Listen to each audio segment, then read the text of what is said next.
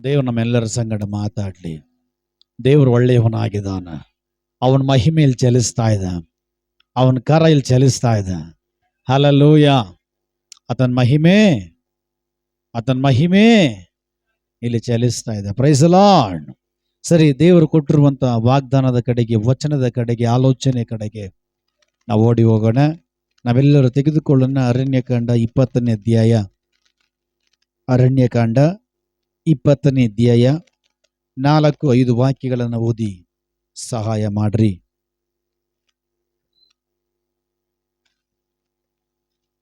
ನೀವು ಯೆಹೋವನ ಸಭೆಯವರಾದ ನಮ್ಮನ್ನು ನಮ್ಮ ಪಶುಗಳನ್ನು ಈ ಮರಳುಗಾಡಿಗೆ ಕರಕೊಂಡು ಬಂದು ಯಾಕೆ ಸಾಯಿಸುತ್ತೀರಿ?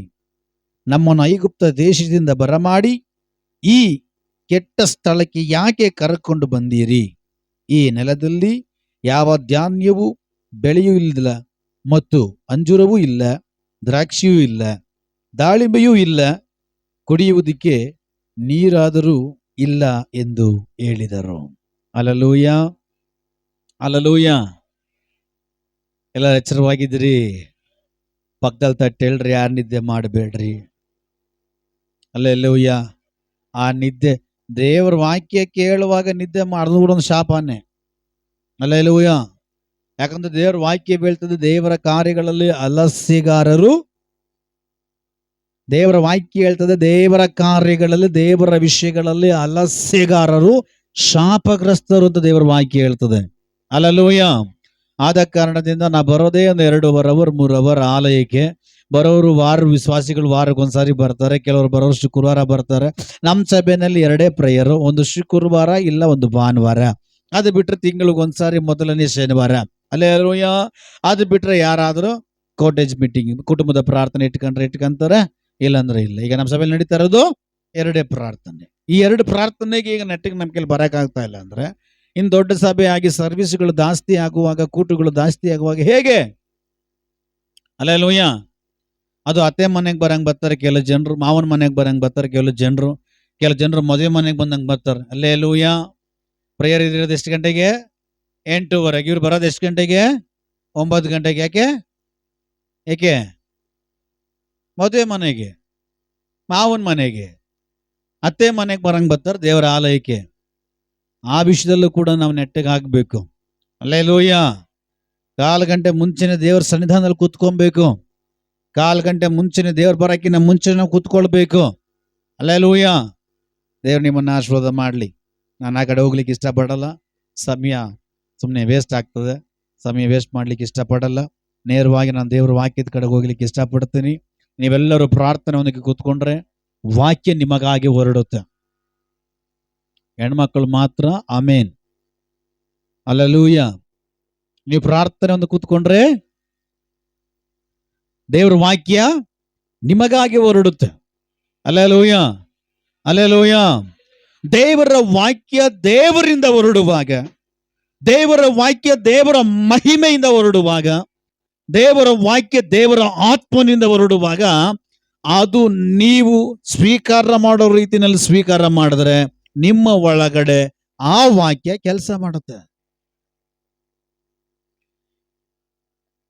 ಹೇಗೆ ಡಾಕ್ಟರ್ ಒಂದು ಇಂಜೆಕ್ಷನ್ ಕೊಟ್ಟು ಒಂದು ಅರ್ಧ ಗಂಟೆಗೆ ಆ ಇಂಜೆಕ್ಷನ್ ಒಳಗಡೆ ಕೆಲಸ ಮಾಡ್ತದೋ, ವಾಕ್ಯ ಹೇಳ್ತದೆ, ದೇವರ ವಾಕ್ಯವು ಕೀಳು ಮಚ್ಚೆಗಳನ್ನ ತೂರಿ ಹೋಗುವಂತ ವಾಕ್ಯ, ಇಬ್ಬಾಯಿ ಕತ್ತಿ ಅಂತ ದೇವರ ವಾಕ್ಯ ಹೇಳ್ತದೆ. ಆ ವಾಕ್ಯ ಕಾರ್ಯ ಸಾಧಿಸುವಂತ ವಾಕ್ಯವಂತೆ. ಹಲ್ಲೆಲೂಯ. ವಾಕ್ಯ ಬರುವಾಗ ಸುಮ್ಮನೆ ಬರಬಾರ್ದು. ವಾಕ್ಯ ಕೇಳುವಾಗ ನೀವು ಸುಮ್ಮನೆ ಕೇಳಬಾರ್ದು. ವಾಕ್ಯ ನಿನ್ನ ಹತ್ರ ಬರುವಾಗ, ವಾಕ್ಯ ನೀನು ಕೇಳುವಾಗ ಆ ವಾಕ್ಯ ನಿನ್ನಲ್ಲಿ ಕ್ರಿಯೆ ಮಾಡಬೇಕು. ಆ ವಾಕ್ಯ ನಿನ್ನಲ್ಲಿ ಕೆಲಸ ಮಾಡಬೇಕು. ನೀವು ನಂಬ್ತಿರೋ ಬಿಡ್ತಿರೋ, ಯೇಸು ಸ್ವಾಮಿ ಎಲ್ಲೆಲ್ಲ ಹೋದ್ರು ಅಲ್ಲಿ ಪಟ್ ಪಟ್ಟದ ಅದ್ಭುತ ಮಾಡಿಲ್ಲ. ಎಲ್ಲೆಲ್ಲ ಯೇಸು ಹೋದ್ರು ಅಲ್ಲೆಲ್ಲ ಅವನು ಉಪದೇಶ ಮಾಡ್ದ. ಯೇಸು ಜಕ್ಕಾಯನ ಮನೆಗೆ ಹೋಗಿದ ತಕ್ಷಣ ಈ ಮನೆಗೆ ರಕ್ಷಣೆ ಬಂತು ಅಂತ ಹೇಳಿಲ್ಲ. ನನ್ನ ಯೇಸು ಅಲ್ಲಿ ಮಾತಾಡ್ಲಿಕ್ಕೆ ಪ್ರಾರಂಭ ಮಾಡಿದ್ರು. ನನ್ನ ಯೇಸು ಜಕ್ಕಾಯನ ಮನೆಯಲ್ಲಿ ಉಪದೇಶ ಮಾಡ್ಲಿಕ್ಕೆ ಪ್ರಾರಂಭ ಮಾಡಿದ್ರು. ಆ ವಾಕ್ಯ ಮನೇಲಿ ಕೆಲಸ ಮಾಡ್ತು, ಆ ವಾಕ್ಯ ಅವನಲ್ಲಿ ಕೆಲಸ ಮಾಡ್ತು. ಆಗ ಯೇಸು ಹೇಳ್ತಾ ಇದ್ದಾರೆ, ಈಗ ಇವನು ಅಬ್ರಹಾಮನ ಸಂತತಿ. ಹಲ್ಲೆಲೂಯ. ಯೇಸು ಪೇತ್ರನ ದೋಣಿನ ನೋಡಿ ಹೇಳ್ತಾ ಇದ್ದಾರೆ, ಪೇತ್ರ ನಿನ್ ದೋಣಿ ಒಳಗಡೆ ಬರಲ್ಲ ಅಂತ. ಯೇಸು ದೋಣಿ ಒಳಗಡೆ ಬಂದಿದ್ದಷ್ಟು ಸ್ವಲ್ಪ ದೂರಕ್ಕೆ ದೋಣಿ ತಳೆದ ಮೇಲೆ ಯೇಸು ಉಪದೇಶ ಮಾಡ್ಲಿಕ್ಕೆ ಪ್ರಾರಂಭ ಮಾಡದಂತೆ. ಹಲ್ಲೆಲೂಯ. ಅಂದ್ರೆ ಯೇಸು ಎಲ್ಲೆಲ್ಲ ಹೋದ್ರು ಅಲ್ಲಿ ಮೊದಲು ಅದ್ಭುತ ಇಲ್ಲ, ಅಲ್ಲಿ ಮೊದಲು ಉಪದೇಶ, ಕಿವಿ ಮಾತು, ದೈವ ಸಂದೇಶ. ಆ ವಾಕ್ಯ ಕೇಳುವಾಗ ಆ ವಾಕ್ಯ ನೀನ್ ನಂಬಿದ್ರೆ, ಯೇಸು ಮಾತಾಡುವಾಗ ಆ ಮಾತು ನೀನ್ ನಂಬಿದ್ರೆ, ಆ ವಾಕ್ಯ ನೀನ್ ನಂಬಿದ್ರೆ ನಿನ್ನ ಮಹಿಮೆ ಕಾಣ್ತೀಯ. ಹಲ್ಲೆಲೂಯ. ವಾಕ್ಯ ಇಲ್ದಿರೋ ಬಿಡುಗಡೆ ಇಲ್ಲ, ವಾಕ್ಯ ಇಲ್ದಿರ ಮಹಿಮೆ ಇಲ್ಲ, ವಾಕ್ಯ ಇಲ್ದಿರ ಅದ್ಭುತ ಇಲ್ಲ. ವಾಕ್ಯ ಮನುಷ್ಯನ ರೂಪಿಸುವಂಥದ್ದು, ವಾಕ್ಯವನ್ನ ದೇವರು ಕಳಿಸುವಂಥದ್ದು. ಹಲ್ಲೆಲೂಯ. ದೇವರ ವಾಕ್ಯ ಬೆಳೆದದ್ದು. ಇದೋ ಯೆಶಾಯನಿಗೆ ವಾಕ್ಯ ಉಂಟಾಯಿತು, ಇದೋ ಯೆರೆಮೀಯನಿಗೆ ವಾಕ್ಯ ಉಂಟಾಯಿತು, ಇದೋ ಅಬ್ರಹಾಮನಿಗೆ ವಾಕ್ಯ ಉಂಟಾಯಿತು. ಅಂದ್ರೆ ದೇವ ಭಕ್ತರು ಎಲ್ಲೆಲ್ಲ ಹೋಗ್ತಾರೋ ಅಲ್ಲೆಲ್ಲ ವಾಕ್ಯ ಪ್ರಕಟ ಆಯ್ತಂತೆ. ಆ ವಾಕ್ಯವೇ ಯೇಸು. ಅರ್ಥ ಆಗ್ತಾ ಇದೆಯಾ? ಆದಿಯಲ್ಲಿ ವಾಕ್ಯವಿತ್ತು, ವಾಕ್ಯವು ದೇವರ ಬಳಿಲಿತ್ತು, ಆ ವಾಕ್ಯವು ದೇವರಾಗಿತ್ತು. ಹಲ್ಲೆಲೂಯ.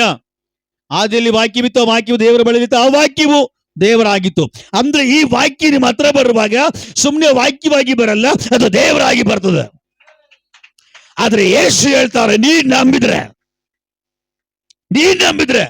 ಹೌದು ನಿಜ, ಇದು ದೇವರಿಂದ ಬರ್ತಾರಂತ ವಾಕ್ಯ, ಇದು ದೇವರ ವಾಕ್ಯ, ಇದು ದೇವರ ವಾಕ್ಯ, ಇದು ದೇವರ ವಾಕ್ಯ ಅಂತೇಳಿ ನೀನ್ ನಂಬಿ ಅದನ್ನು ಸ್ವೀಕಾರ ಮಾಡಿದ್ರೆ ಆ ದೇವರ ವಾಕ್ಯ ನಿನ್ನಲ್ಲಿ ಅದ್ಭುತ ಮಾಡಿರ್ತಾನೆ, ನಿನ್ನಲ್ಲಿ ಅತಿಶಯ ಮಾಡಿರ್ತಾನೆ. ಒಪ್ಪವರು ಮಾತ್ರ ಗಟ್ಟಿಯಾಗಿ ಕರಗಳನ್ನು ತಟ್ಟಿ ದೇವರಿಗೆ ಮಹಿಮೆ ಸಲ್ಲಿಸ್ರಿ. ದೇವರಿಗೆ ಮಹಿಮೆ ಆಗಲಿ, ದೇವರಿಗೆ ಮಹಿಮೆ ಆಗಲಿ. ನಿಮ್ಮನ್ನ ವಾಕ್ಯಕ್ಕೆ ಬಿಟ್ಟುಕೊಡ್ರಿ. ನಿಮ್ಮ ಹೃದಯವನ್ನ, ನಿಮ್ಮ ಶರೀರವನ್ನ, ನಿಮ್ಮ ಆತ್ಮ ಪ್ರಾಣ ಶರೀರವನ್ನ ದೇವರ ವಾಕ್ಯಕ್ಕೆ ಬಿಟ್ಟುಕೊಡ್ರಿ. ಆ ವಾಕ್ಯ ನಿಮ್ಮಲ್ಲಿ ಚಲಿಸಲಿ. Praise the Lord. Hallelujah, hallelujah. ಅರ್ಥ ಆಗ್ತಿದ್ಯಾ? ದೇವರು ಯಾರ ಹತ್ರ ಮಾತಾಡ್ಲಿ ವಾಕ್ಯದಲ್ಲೇ ಮಾತಾಡೋದು. ಅವ್ರು ನಿಮ್ಮ ಹತ್ರ ಏನೇ ಮಾತಾಡಿರ್ಲಿ ನಿಮ್ಗೆ ಗೊತ್ತಿರಲ್ಲ, ಕೆಲವು ದಿನಗಳಾದ್ಮೇಲೆ ಆ ವಾಕ್ಯ ನಿಮ್ಗೆ ಸಿಗುತ್ತೆ. ದೇವ್ರ ವಾಕ್ಯ ಇಟ್ಟು ಮಾತಾಡಿರ್ತಾನ. ನನಗೂ ಅಷ್ಟೇ ಯೇಸು ಸ್ವಾಮಿ ನಂತರ ನೇರವಾಗಿ ಮಾತಾಡುವಾಗ, ಮಗನೇ ಭಯ ಪಡಬೇಡ, ಕರೆದಾತು ನಂಬಿಕಸ್ತು, ನಾನು ನಿನ್ನ ಸಂಗಡ ಇದ್ದೀನಿ ಅಂತೇಳಿ ಮಾತಾಡಿದ್ರು. ಬಟ್ ನನಗೆ ಗೊತ್ತಿಲ್ಲದು ವಾಕ್ಯ ಇದೆ ಅಂತ ಹೇಳಿ. ಆಮೇಲೆ ಸ್ವಲ್ಪ ದಿನಗಳಾದ್ಮೇಲೆ ಗೊತ್ತಾಯ್ತು, ಯೆಶಾಯನ ಬರೆದ ಪ್ರವಾದನೆ ಗ್ರಂಥ 43ನೇ ಅಧ್ಯಾಯದಲ್ಲಿ ಆ ವಾಕ್ಯ ಇದೆ ಅಂತ ಹೇಳಿ. ಹಲ್ಲೆಲೂಯ. ಆದ್ರೆ ದೇವರು ಮಾತಾಡಿದ್ರೆ ಬಲಹೀನನು ಬಲವಾಗಿ ಮಾರ್ಪಡ್ತಾನೆ. ದೇವರು ಮಾತಾಡ್ರೆ ರೋಗಿ ಸೌಖ್ಯವಾಗ್ತಾನೆ. ದೇವರು ಮಾತಾಡ್ರೆ ಮಾತಾ ಮಂತ್ರಗಳ ಕಟ್ಟು ಒಡೆಯಲ್ಪಡುತ್ತೆ. ದೇವರು ಮಾತಾಡ್ರೆ ನಿನ್ನ ಜೀವನದಲ್ಲಿ ಆಗಿರೋ ಕಾರ್ಯಗಳು ಆ ಮಾತುಗಳು ಮಾಡಿ ಮುಗಿಸಿರ್ತದೆ. ಅವನ ಮಾತುಗಳಿಗೆ, ಅವನ ವಾಕ್ಯಕ್ಕೆ ಅಷ್ಟೊಂದು ಶಕ್ತಿ ಇದೆ, ಅಷ್ಟೊಂದು ಮಹಿಮೆ ಇದೆ. ಅಸಡ್ಡೆಯಾಗಿ ಕುತ್ಕೊಳ್ಬೇಡ್ರಿ, ನಿರ್ಲಕ್ಷ್ಯದೊಂದಿಗೆ ಕುತ್ಕೊಳ್ಬೇಡ್ರಿ. ನಂಬಿಕೆ ಒಂದಿಗೆ, ನಿರೀಕ್ಷೆ ಒಂದಿಗೆ, ಆಸಕ್ತಿ ಒಂದಿಗೆ ಕುತ್ಕೊಳ್ರಿ. ದೇವರ ವಾಕ್ಯ ನಿಮ್ಮಲ್ಲಿ ಕೆಲಸ ಮಾಡಲಿ. ಹಲ್ಲೆಲೂಯ. ನಾವೆಲ್ಲ ಹಾಗೇನೆ, ನಾವೆಲ್ಲ ನಿಮ್ಮ ಹಾಗೆ ವಿಶ್ವಾಸಿಗಳಾಗಿ ಕೂತ್ಕೊಳ್ಳುವಾಗ ಯಾವ್ದಾದ್ರು ಸೇವಕರುಗಳು ಬಂದು ವಾಕ್ಯಗಳು ಹೇಳುವಾಗ ಹಾಗೇ ಆ ಕಡೆ ಈ ಕಡೆ ನೋಡ್ತಾ ಇರ್ಲಿಲ್ಲ, ಮಕ್ಕಳನ್ನ ನೋಡ್ತಾ ಇರಲಿಲ್ಲ, ಅಮ್ಮನ ನೋಡ್ತಾ ಇರಲಿಲ್ಲ, ಯಾರು ನೋಡ್. ನಾವೆಲ್ಲ ಹಂಗೆಲ್ಲ ಇಲ್ಲ. ಯಾವ ಮಗು ಹಿಂಗ ಹೋಗಂಗಿಲ್ಲ, ಯಾರ ಮಗು ಹಿಂಗ್ ಬರಂಗಿಲ್ಲ, ಯಾರು ಹಿಂಗ ಹೋಗಂಗಿಲ್ಲ. ಯಾವತ್ತೂ ನೋಡಿಲ್ವೇ ನಮ್ಮ ಮಕ್ಕವನ್ನ ಹತ್ರ ನೋಡ್ತಾರ. ಹಲ್ಲೆಲೂಯ. ಕುತ್ಕೊಂಡ್ ಬಿಟ್ರೆ ಅಲರ್ಟ್ ಆಗ್ಬಿಡ್ಬೇಕು ದೇವ್ರ ವಾಕ್ಯಕ್ಕೆ. ನಮ್ಮ ಗಮನ ಸಹಿತನ ಆ ಕಡೆ ಈ ಕಡೆ ಸೆಳಿಲಿಕ್ಕೆ ನೋಡ್ತಾನೆ. ಅದಕ್ಕೆ ನಾವು ಬಿಟ್ಟು ಕೊಡಬಾರ್ದು. ಯಾಕಂದ್ರೆ ದೇವರ ಮಾತಿನಲ್ಲಿ, ದೇವರ ವಾಕ್ಯದಲ್ಲಿ ಬಿಡುಗಡೆ ಇದೆ. ಒಂದ್ ಸೆಕೆಂಡ್ ಬುಲೆಟ್ ನೋಡಿದ್ರೆ ಹೆಂಗ್ ಹೋಗ್ತದೆ? ಪಟ್ಟಂದು ಹೊಡಿವಾಗ ಜಸ್ಟ್ ಹಾಗೆ ಸಡನ್ ಆಗಿ ತಪ್ಪಿಸ್ಕೊಂಡ್ರೆ ಸೇಫ್, ಇಲ್ಲ ಅಂದ್ರೆ ಡೈರೆಕ್ಟ್ ಆಗಿ ನಿಂತದ ಬುಲೆಟ್. ದೇವ್ರ ವಾಕ್ಯನು ಹಂಗೆ ಸಡನ್ ಆಗಿ ಬರ್ತಾ ಇರ್ತದೆ. ದೇವ್ರ ವಾಕ್ಯದ ಮಹಿಮೆ ಬಿಡುಗಡೆ ಸಡನ್ ಆಗಿ ಬರ್ತಾ ಇರ್ತದೆ. ಆ ಟೈಮಲ್ಲಿ ಶತ್ರು ಏನ್ ಮಾಡ್ತಾನೆ? ನಿನ್ನ ಆ ಕಡೆ ನೋಡುವ ಹಾಗೆ, ಆ ಕಡೆ ಇದು ಮಾಡುವ ಹಂಗೆ, ಆ ಮಕ್ಕಳು ನೋಡುವ ಹಂಗೆ, ಅವ್ರು ನೋಡುವ ಹಂಗೆ, ಅವ್ರು ಮಾತಾಡ್ಸಂಗೆ. ಹಲ್ಲೆಲೂಯ. ಸಡನ್ ಆಗಿ ಆ ಕಡೆ ಹೋಗಿದ ತಕ್ಷಣ ವಾಕ್ಯ ಹೋಗ್ಬಿಡ್ತದೆ. ಹಲ್ಲೆಲೂಯ. ಅದಕ್ಕೆ ಇಷ್ಟದ ದೇವರು ನಿಮ್ಮನ್ನ ದೃಢಪಡಿಸಿದಾನೆ. ಆ ಕಡೆ ಈ ಕಡೆ ನೋಡ್ಬೇಡ್ರಿ. ನನಗೂ ಸಂದೇಶದ ಒಳಗಡೆ ಏನಿದೆ ನನಗೆ ಗೊತ್ತಿಲ್ಲ. ಈಗ ಪರಿಶುದ್ಧಾತ್ಮ ಎತ್ತಿ ನಮ್ಗೆ ತಿನ್ನಿಸ್ಬೇಕು ವಾಕ್ಯದಲ್ಲಿರುವಂತ ಮರ್ಮಗಳು, ವಿಷಯಗಳು, ಕಾರ್ಯಗಳು. ಹಲ್ಲೆಲೂಯ. ಬೆಳಗ್ಗೆ ಪ್ರಾರ್ಥನೆ ಮಾಡಿದೆ, ಕರ್ತನ ವಾಕ್ಯ ಕೊಟ್ಟರು, ತಗೊಂಡು ಬಂದಿದ್ದೀನಿ ಅಷ್ಟೇ. ಅದನ್ನ ಆಳವಾಗಿ ಹಿಂಗೆ ಏನು ಯಾವ ರೀತಿ ಏನೂ ಇಲ್ಲ, ತಗೊಂಡು ಬಂದಿದ್ದೀನಿ. ದೇವರ ಆತ್ಮನೇ ನಮಗೆ ಒಳ್ಳೆ ಊಟ ತಿನ್ನಿಸ್ಬೇಕು ಇವತ್ತು. ಹಲ್ಲೆಲೂಯಾ. ದೇವರ ನಾಮಕ್ಕೆ ಮಹಿಮೆ ಉಂಟಾಗಲಿ. ವಾಕ್ಯದ ಕಡೆಗೆ ನಾವು ಹೋಗೋಣ. ವಾಕ್ಯ ಹೇಳ್ತದೆ, ಇಸ್ರಾಯೇಲ್ ಜನರಿಗೆ ದೇವರು ಬೇಕಾದ ಆಹಾರಗಳನ್ನೆಲ್ಲ ಕೊಡ್ಕೊಂಡ್ ಬರ್ತಾ ಇರ್ತಾನೆ. ಮನ್ನ ತಿಂದು ತಿಂದು ತಿಂದು ಅವ್ರು ಹೇಳ್ತಾರೆ, ಬರೀ ಮನ್ನನೆ ತಿಂದು ಎಷ್ಟು ದಿವಸ ಹೀಗೆ ಕಾಲ ಕಳೆಯೋದು, ನಮಗೊಂದು ಸ್ವಲ್ಪ ಮಾಂಸ ಕೊಟ್ಟಿದ್ರೆ ಚೆನ್ನಾಗಿರ್ತಾಯ್ತಲ್ಲ ಗೊಣಗುಡ್ತಾರೆ. ದೇವ್ರೇನ್ ಮಾಡ್ತಾರೆ, ಲಾವಕ್ಕಿಗಳನ್ನು ಕೂಡ ಮಾಂಸವಾಗಿ ಕೊಡ್ತಾರೆ. ಮನ್ನ ಆಯ್ತು, ಮಾಂಸ ಆಯ್ತು. ಇದೆಲ್ಲ ಆದ್ಮೇಲೆ ಹೋದಂತ ಕೆಲವು ಸ್ಥಳಗಳಲ್ಲಿ ನೀರು ಕುಡಿಯಕ್ ಆಗಲ್ಲ, ನೀರು ಕಹಿಯಾಗಿರ್ತದೆ.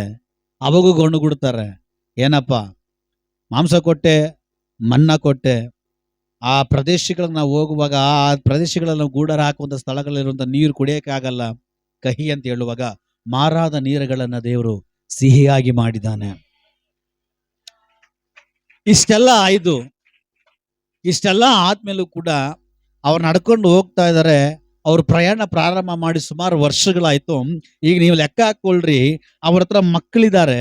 ಈಗ ಆ ಐಗುಪ್ತ ದೇಶದಿಂದ ಇಸ್ರಾಯೇಲ್ ಜನರನ್ನ ದೇವರು ಬಿಡಿಸಿ ವಾಗ್ದಾನ ಮಾಡಿ ಕರ್ಕೊಂಡು ಬರುವಾಗ ಕೆಲವು ಜನರು ಈ ಐಟು, ಕೆಲವು ಜನರು ಈ ಐಟು, ಕೆಲವು ಜನರು ಈ ಐಟು, ಕೆಲವು ಜನರು 18 ವರ್ಷ 20 ವರ್ಷ ಹೀಗೆ.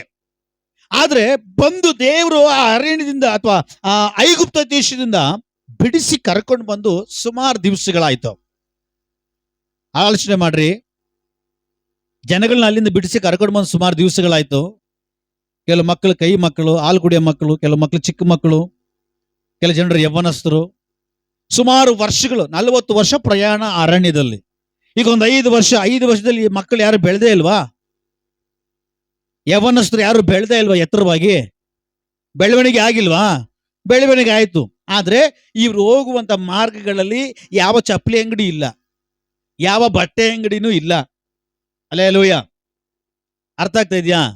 ಈ ಅರಣ್ಯದಲ್ಲಿ ಇವ್ರು ಪ್ರಯಾಣ ಮಾಡುವಾಗ ಚಪ್ಪಲಿ ಅಂಗಡಿ ಇಲ್ಲ, ಬಟ್ಟೆ ಅಂಗಡಿ ಇಲ್ಲ, ಏನೂ ಇಲ್ಲ. ಹೋಗ್ತಾ ಇದ್ದಾರೆ, ಮಕ್ಕಳು ಬೆಳೀತಾ ಇದ್ದಾರೆ.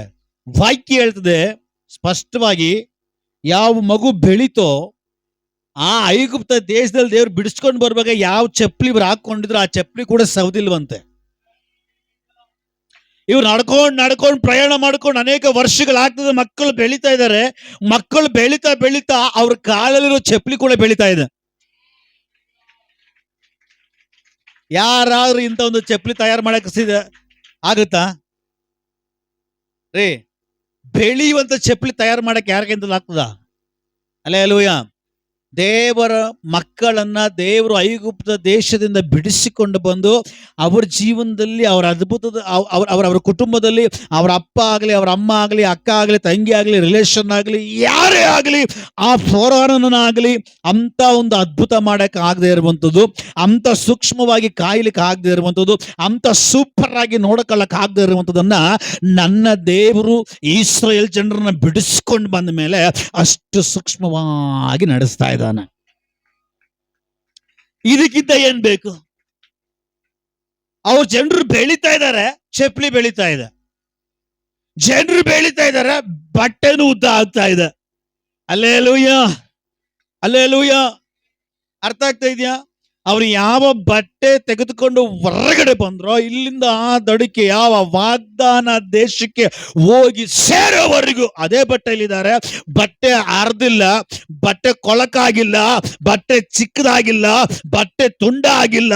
ಬಟ್ಟೆ ಅವ್ರು ಬೆಳೆದಂಗೆ ಬಟ್ಟೆ ಬೆಳ್ಕೊಂಡು ಬಂತು. ಚಪ್ಪಲಿ ಅವ್ರು ಬೆಳೆದಂಗೆ ಚಪ್ಪಲಿ ಬೆಳ್ಕೊಂಡು ಬಂತು. Hallelujah, hallelujah. ಇದುವರೆಗೂ ಯಾರು ಅವರ ಜೀವನದಲ್ಲಿ ನಡೆಸದೇ ಇರುವ ಹಾಗೆ ನನ್ನ ದೇವರು ನಡೆಸಲಿಕ್ಕೆ ಪ್ರಾರಂಭ ಮಾಡಿದಾನೆ. ಈ ಅದ್ಭುತ ಎಲ್ಲಿ ನೋಡ್ಲಿಕ್ಕೆ ಸಾಧ್ಯ? ಯಾವ ಚರಿತ್ರೆಯಲ್ಲಿ ನೋಡ್ಲಿಕ್ಕೆ ಸಾಧ್ಯ? ಯಾವ ಯಾವ ಯಾವ ಶಕ್ತಿಯಲ್ಲಿ ನೋಡ್ಲಿಕ್ಕೆ ಸಾಧ್ಯ? ಅದು ನೋಡ್ಲಿಕ್ಕೆ ಸಾಧ್ಯ ಒಂದು ಜಾಗದಲ್ಲಿ ಮಾತ್ರವೇ, ಅದು ನನ್ನ ದೇವರ ಹತ್ರ ಮಾತ್ರ. ಹಲ್ಲೆಲೂಯಾ. ಚಪ್ಪಲಿ ಬೆಳೀತಾ ಇದೆ ಅಂದ್ರೆ ಅದ್ಭುತ ಅಲ್ವಾ? ನಿಮ್ಗೆ ಅರ್ಥ ಆಗಿಲ್ಲ. ಈಗ ಯಾರಾದ್ರೂ ಮಕ್ಕಳಿಗೆ ಬಟ್ಟೆ ತಗೊಂಡಾಗ ಹೋಗ್ತೀರಿ, ನಿಮ್ ಮಕ್ಕಳು ತುಂಬಾ ಉದ್ದ ಇರೋ ಮಕ್ಕಳು, ನಿಮ್ ಮಕ್ಕಳು 5-6 ತಿಂಗಳಿಗೆಲ್ಲ ಉದ್ದ ಆಗ್ತಾರೆ. ಅವ್ರಿಗೆ ಎಷ್ಟೇ ಬಟ್ಟೆ ತಗೊಂಡ್ರು ಕೂಡ 1 ವರ್ಷದಲ್ಲಿ ಅವ್ರಿಗೆ ಆ ಬಟ್ಟೆ ಆಗಲ್ಲ. ಯಾಕಂದ್ರೆ ಅಷ್ಟು ವೇಗವಾಗಿ ಬೆಳೀತಾ ಇರ್ತಾರೆ. ಅಂತ ಮಕ್ಕಳಿಗೆ ನೀವೇನ್ ಮಾಡ್ತೀರಾ? ಕರೆಕ್ಟ್ ಆಗಿರೋ ತಗೊಂತೀರಾ? ಈಗ ಬಟ್ಟೆ ಅಂಗಡಿಗೆ ಬೆಳೆಯೋ ಮಕ್ಕಳನ್ನ ಕರ್ಕೊಂಡು ಹೋಗ್ತಿರಲ್ಲ, ಮಕ್ಕಳಿಗೆ ಬಟ್ಟೆ ತಗೊಂತಿರಲ್ಲ, ಪ್ಯಾಂಟ್ ತಗೊಂತಿರಲ್ಲ, ಕರೆಕ್ಟ್ ಸೈಜ್ ತಗೊಳ್ತೀರಾ? ಕೆಲ ಜನರು ಬಟ್ಟೆನಾ ಪ್ಯಾಂಟಾ ಅಂತ ಕೂತಿದ್ದಾರೆ. ಅಲ್ಲೇಲೂಯ. ಕೆಲವು ಜನರು ಪ್ಯಾಂಟಾ ಅದ್ ಹೆಂಗಿರುತ್ತೆ ಅನ್ನೋ ಲೆವೆಲಲ್ಲಿ ಕೂತಿದ್ದಾರೆ. ಅಲ್ಲೇಲೂಯ. ಪ್ಯಾಂಟ್ ನಾನು ಹಾಕೊಂಡಿದ್ದೀನಲ್ಲ ಆ ತರ ಪ್ಯಾಂಟ್. ಅಲ್ಲೇಲೂಯ. ಈಗ ನೀವು ಅಂಗಡಿಗೆ ಹೋಗುವಾಗ ಮಕ್ಕಳಿಗೆ ಪ್ಯಾಂಟ್ ತಗೊಳ್ಳುವಾಗ ಕರೆಕ್ಟ್ ಅಳತೆಯಲ್ಲಿ ತಗೊಳ್ತೀರಾ? ಬೆಳೆ ಮಕ್ಕಳಿಗೆ ಸ್ವಲ್ಪ ಉದ್ದ ತಗೊಂತೀರಾ? ಸ್ವಲ್ಪ ಬುದ್ಧಿವಂತರು ಯಾರಾದ್ರೂ ಇದ್ರೆ ಉದ್ದ ತಗೊಂತಾರೆ. ಪಾಸ್ಟರ್ ಅಮ್ಮ ಹೇಳ್ದಂಗೆ 69ನೇ ಕೀರ್ತನೆಗಳಲ್ಲಿ 5ನೇ ವಾಕ್ಯದಲ್ಲಿ ಮೂರ್ಖನು ಅಂತ ಹೇಳೋ ರೀತಿಯಲ್ಲಿ ಯಾರಾದ್ರೂ ಇದ್ರೆ ಇನ್ನ ತುಂಡ ಬೇಕಾದ್ರೆ ತಗೊಂತಾರೆ. ಯಾಕಂದ್ರೆ ಇದು ಸ್ಟೈಲ್ ಆಗಿರ್ತದೆ ಅಂತ. ಅಲ್ಲೇಲೂಯ. ಈಗ ಅಂಗಡಿಗೆ ಹೋಗುವಾಗ ಏನ್ ಮಾಡ್ತಾರೆ? ಸ್ವಲ್ಪ ಉದ್ದ ತಗೊಳ್ತಾರೆ. ಯಾಕೆ? ಮಕ್ಕಳು ಬೆಳಿತಾರೆ, 1-2 ವರ್ಷ ಬರ್ಲಿ ಸ್ವಾಮಿ ಅಂತ. ಆದ್ರೆ ಇಲ್ಲಿ ನೀವು ಅಂಗಡಿಗೆ ಹೋಗ್ಬಿಟ್ಟು, ಸ್ವಾಮಿ ನನ್ನ ಮಗ ಬರೋ ವರ್ಷ ಬೆಳೆದ್ಬಿಡ್ತಾನೆ, ಅವನ್ಗೊಂದು ಒಳ್ಳೆ 10,000 ಆದ್ರಿ 20,000 ಆಗ್ಲಿ ಕೊಡ್ತೀನಿ, ಅವ್ನ್ ಬೆಳೆದಂಗೆ ಅವನೊಟ್ಟಿಗೆ ಪ್ಯಾಂಟು ಬೆಳಿಬೇಕು ಅಂತ ಪ್ಯಾಂಟ್ ಯಾವ್ದಾದ್ರು ಇದ್ರೆ ಕೊಡ್ರಿ ಅಂತ ಕೇಳ್ರಿ. ಕೊಡ್ತಾರ? ಅವ್ರು ಹೇಳ್ತಾರೆ ಯಾವ್ದೋ ಉಚ್ಚನಾಗಿ ಹಚ್ಚಿರ್ಬೇಕು. ಅಲ್ಲಲೋಯ ರೀ, ಪ್ಯಾಂಟ್ ಬೆಳೀತಾ ಸರಿ, ಹತ್ರ ಅಂಗಡಿ ಇದೆಯಾ? ಚಪ್ಪಲಿ ಬೆಳೀತಾ ಸರಿ, ಹತ್ರ ಅಂಗಡಿ ಇದೆಯಾ? ಇಲ್ಲ. ಆದ್ರೆ ದೇವ್ರು ಇಸ್ರಾಯೇಲ್ ಜನರನ್ನ ನಾನ್ ನಡೆಸ್ತೀನಿ ಬನ್ನಿ ಮಕ್ಕಳೇ ಅಂತ ಕರೆಯುವಾಗ, ಅಲ್ಲೇಲೂಯ, ಅವ್ರು ನಡ್ಕೊಂಡು ಹೋಗುವಾಗ ಮಕ್ಕಳು ಬೆಳೀತಾ ಇದಾರೆ, ಅವರೊಂದಿಗೆ ಬಟ್ಟೆ ಬೆಳೀತಾ ಇದೆ. ಎಂತ ಗ್ಯಾರಂಟಿ ಬಟ್ಟೆ ನೋಡ್ರಿ. ಅವ್ರ ಕಾಲುಗಳು ಉದ್ದ ಆಗ್ತಾ ಇದೆ, ಚಪ್ಪಲಿನೂ ಉದ್ದ ಆಗ್ತಾ ಇದೆ. ಯಾಕೆ? ನನ್ನ ಮಕ್ಕಳನ್ನ ಕರೆದಿರೋದು ನಾನು, ನನ್ನ ಜನರನ್ನ ಕರ್ಕೊಂಡು ಬಂದಿರೋದು ನಾನು. ಯಾವ ಉದ್ದೇಶ ಕರ್ಕೊಂಡು ಬಂದಿದ್ದೀನೋ ಆ ಉದ್ದೇಶ ಮುಟ್ಟೋವರೆಗೂ ಯಾವ ಕುಂದು ಕೊರತೆಗಳು ನನ್ನ ಮಕ್ಕಳಿಗೆ ಬರಬಾರದು. Praise the Lord. ನನ್ನ ಮಕ್ಕಳನ್ನ ಕರೆದಿರೋದು ನಾನು, ನನ್ನ ಪ್ರಜೆನ ಕರೆದಿರೋದು ನಾನು ನಡೆಸ್ತೀನಿ ಅಂತ ಹೇಳಿರೋದು ನಾನು. ಐಗುಪ್ತ ದೇಶವನ್ನ ಬಿಟ್ಟು ಬರ್ರಿ, ನಾನಿದ್ದೀನಿ ಅಂತ ಹೇಳಿ ಮಾತು ಕೊಟ್ಟವನು ನಾನು. ಅವ್ರು ಯಾವ ವಿಷಯಕ್ಕೂ ಕೊರತೆ ಪಡಬಾರ್ದು, ಅವ್ರು ಯಾವ ವಿಷಯಕ್ಕೂ ಯಾವ ಮೇಲಿಗೂ ಕಡಿಮೆ ಆಗಬಾರ್ದು. ಯಾವ ದೇಶ ವಾಗ್ದಾನ ಮಾಡಿದನೋ ಆ ವಾಗ್ದಾನ ದೇಶದಲ್ಲಿ ಸೇರಿಸೋವರೆಗೂ ಅವ್ರ ಜವಾಬ್ದಾರಿ ನಂದು. ಅರ್ಥ ಆಗ್ತಾ ಇದೆಯಾ? ಜನರನ್ನ ಕರೆದಿರೋದು ನಾನು, ವಾಗ್ದಾನ ಮಾಡಿ ಕರೆದಿದ್ದೇನೆ. ಅಲ್ಲೇಲೂಯ. ಇಸ್ರಾಯೇಲ್ ಜನರನ್ನ ದೇವರು ಯಾವ ರೀತಿ ವಾಗ್ದಾನ ಮಾಡಿ ಕರೆದಿದ್ದಾನೋ, ಇವತ್ತು ಇಲ್ಲಿ ಸೇರಿ ಬಂದಿರುವಂತ ದೇವರ ಮಕ್ಕಳು, ದೇವರು ನಿಮ್ಮನ್ನ ಸುಮ್ಮನೆ ನೋಡಿಲ್ಲ, ದೇವರು ನಿಮ್ಮನ್ನ ಸುಮ್ಮನೆ ಕರೆದಿಲ್ಲ, ದೇವರು ಸುಮ್ಮನೆ ಏನೋ ನಿಮ್ಮನ್ನ ಕರಿಬೇಕಂತ ಹೇಳಿ ಕರೆದಿಲ್ಲ. ಕೆಲವು ವಾಗ್ದಾನಗಳನ್ನ ಆಲ್ರೆಡಿ ನಿಮ್ಮ ಮೇಲೆ ಇಟ್ಟು ಅವು ನಮ್ಮನ್ನ ಕರೆದಿದ್ದಾನೆ. ಕೆಲವು ಜನರಿಗೆ ಒಪ್ಕೊಳ್ಳಕ್ಕೆ ಆಗ್ತಾ ಇಲ್ಲ, ಕೆಲವು ಜನರಿಗೆ ರಿಸೀವ್ ಮಾಡಕ್ಕೆ ಆಗ್ತಾ ಇಲ್ಲ. ನಿಜಾನ ಅಂತೇಳಿ ಕೂತಿದಾರ. ನಿನ್ನನ್ನು ದೇವರು ಕರೆಯುವಾಗ, ದೇವರು ನಿನ್ನನ್ನು ಕೂಗುವಾಗ, ದೇವರು ನಿನ್ನನ್ನು ಆರಿಸಿಕೊಳ್ಳುವಾಗ ಕೆಲವು ವಾಗ್ದಾನಗಳನ್ನ ನಿನ್ನ ಮೇಲೆ ಇಟ್ಟು ಅವನು ಕರೆದಿದ್ದಾನೆ. ಆ ವಾಗ್ದಾನ ನೆರವೇರುವವರೆಗೂ ನೀನ್ ನಾಶವಾಗಲ್ಲ.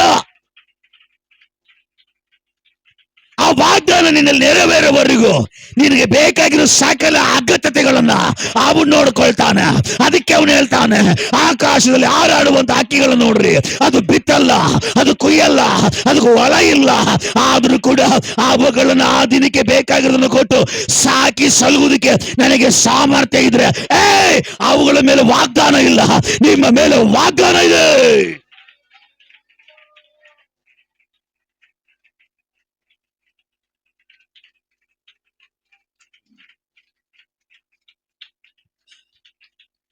ಅವುಗಳ ಮೇಲೆ ವಾಗ್ದಾನ ಇಲ್ಲ, ನಿಮ್ಮ ಮೇಲೆ ವಾಗ್ದಾನ ಇದೆ.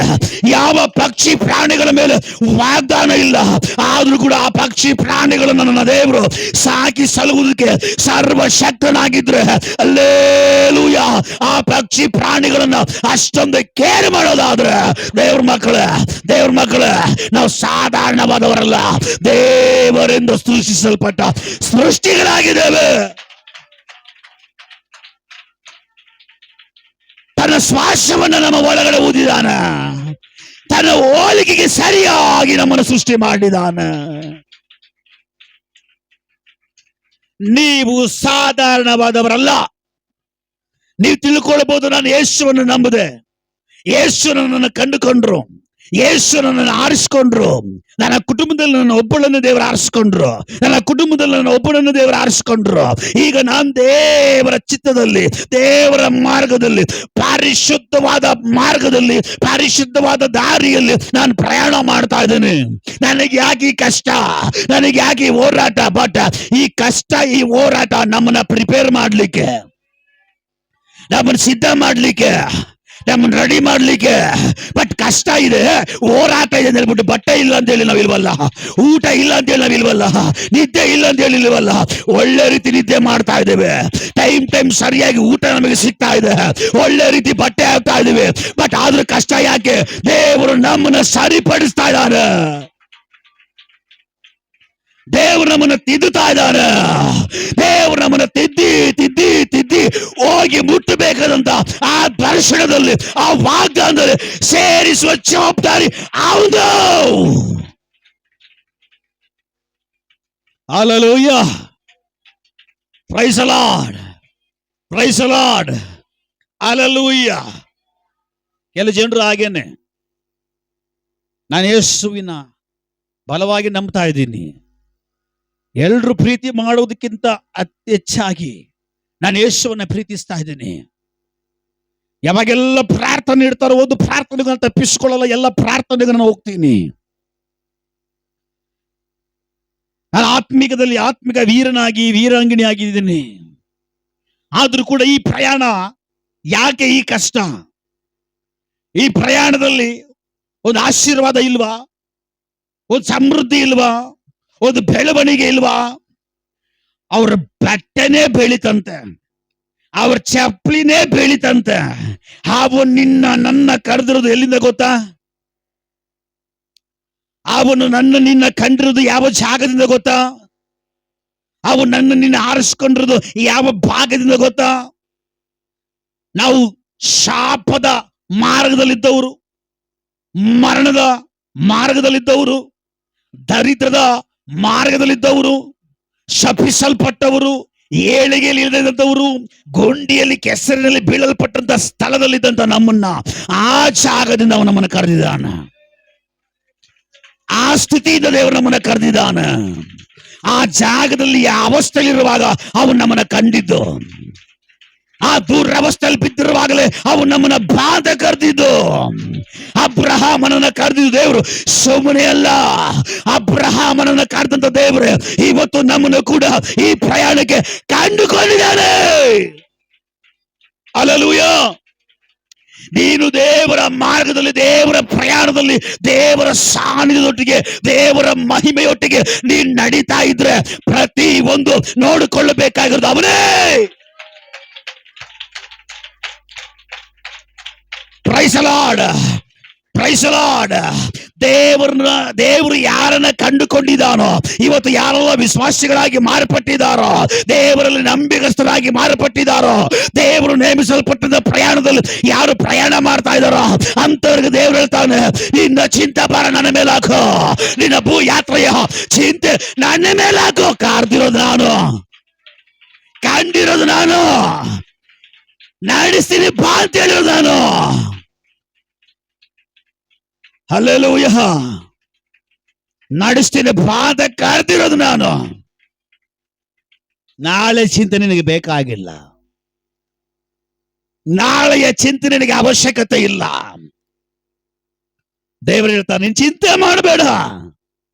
ನಾನು ಕರೆದಂತ ಪ್ರಯಾಣದಲ್ಲಿ ನೀನಿದ್ರೆ, ಆ ಪ್ರಯಾಣದಲ್ಲಿ ನೀನಿದ್ರೆ, ಆ ಪ್ರಯಾಣ ನೀನು ಪೂರ್ತಿ ಮಾಡೋವರೆಗೂ, ಆ ಪ್ರಯಾಣದಲ್ಲಿ ದಡ ಹೋಗಿ ಮುಟ್ಟೋವರೆಗೂ, ಆ ಪ್ರಯಾಣದಲ್ಲಿ ವಾಗ್ದಾನದಲ್ಲಿ ಹೋಗಿ ಸೇರೋವರೆಗೂ ನಿನ್ನ ಖರ್ಚು ಏನಿದೆ, ನಿನ್ನ ಬಟ್ಟೆ ಏನಿದೆ, ನಿನ್ನ ಊಟ ಏನಿದೆ, ನಿನ್ನ ಆರೋಗ್ಯ ಏನಿದೆ, ಕೊಡೋದು ನಾನು, ನಡೆಸೋದು ನಾನು. ಅವುಗಳ ಕುರಿತು ನೀನು ಚಿಂತೆ ಮಾಡಬೇಡ. ದೇವರ ರಾಜ್ಯ ರಾಜ್ಯಕ್ಕಾಗಿ, ನೀತಿಗಾಗಿ ನೀನು ಓಡು. ಹಲ್ಲೆಲೂಯಾ.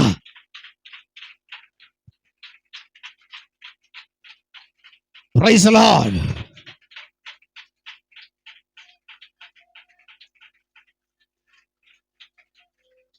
Hallelujah, hallelujah. ಪಕ್ಷಿ ಪ್ರಾಣಿಗಳ ಮೇಲೆ ವಾಗ್ದಾನ ಇಲ್ಲ.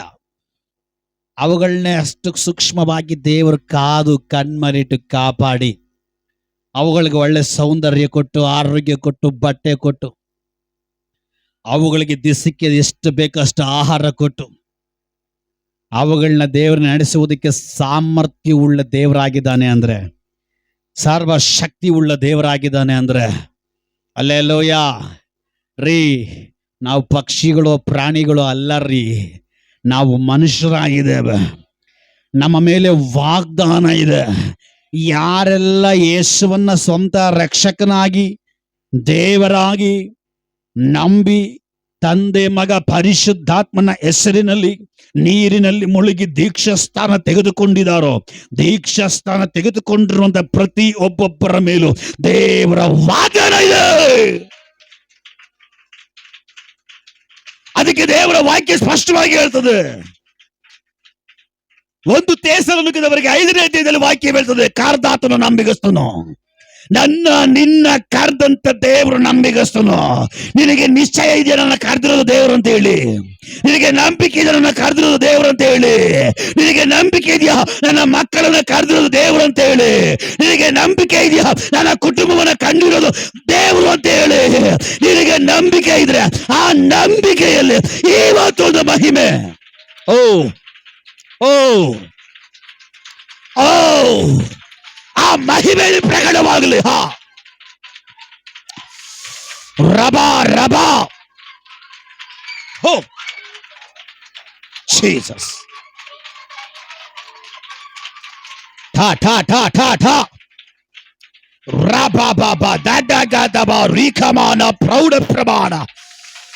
ಓ ಜೀಸಸ್. Amen, amen.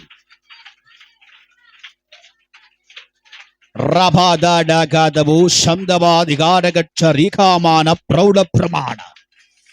ದೇವರ ಆತ್ಮ ಸ್ಪಷ್ಟವಾಗಿ ಮಾತಾಡ್ತಾ ಇದ್ದಾರೆ. ಕೆಲವು ಜನರು ಯೇಸುವನ್ನ ನಂಬಿ ನೀರಿನಲ್ಲಿ ಮುಳುಗಿ ದೀಕ್ಷಾಸ್ಥಾನ ತೆಗೆದುಕೊಂಡಿರುವಂತ ದೇವರ ಮಕ್ಕಳು ನನ್ನ ಕರೆದಿರೋದು ಯಾರು, ಕರೆದಂತ ದೇವರು ಯಾರು ಅನ್ನೋದನ್ನ ಮರೆತು ಜೀವಿಸ್ತಾ ಇರುವ ನಿಮಿತ್ತವಾಗಿಯೇ ಈ ಸಮಸ್ಯೆಗಳು ಕಾಣಲಿಕ್ಕೆ ಸಾಧ್ಯವಾಗ್ತಾ ಇರುವಂತದ್ದು. ಬಟ್ ನಿನ್ನನ್ನ ಕರೆದಂತ ದೇವರು ಯಾರು ಅಂತ ಹೇಳಿ ನೀನ್ ಸರಿಯಾಗಿ ಅರ್ಥ ಮಾಡ್ಕೊಂಡ್ಬಿಟ್ರೆ, ನೀನ್ ಕರೆದಂತ ದೇವರು ನಂಬಿಗಸ್ತನಂತ ಹೇಳಿ ನೀನ್ ನಂಬೋದಾದ್ರೆ ಅವನ ಕರೆಯುವಿಕೆಯಲ್ಲಿರುವಂತ ಒಂದು ಮಹಿಮೆ ನಿನ್ನ ಪ್ರಯಾಣದಲ್ಲಿ ನೀನು ಕಾಣ್ತೀಯ ಅಂತ ಹೇಳಿ ಸೈನ್ಯಗಳ ಒಡೆಯನಾಗಿರುವಂತ ಕರ್ತನ ಆತ್ಮನು ಒಳ್ಳೆ ಆಲೋಚನೆ ಒದಗಿಸ್ತಾ ಇದ್ದಾನೆ.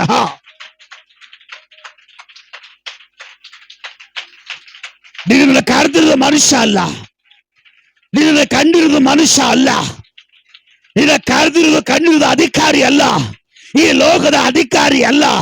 ನಿನ್ನ ಕಂಡಿರುವಂತ ದೇವರು ಸರ್ವಶಕ್ತನಾದ ದೇವರು.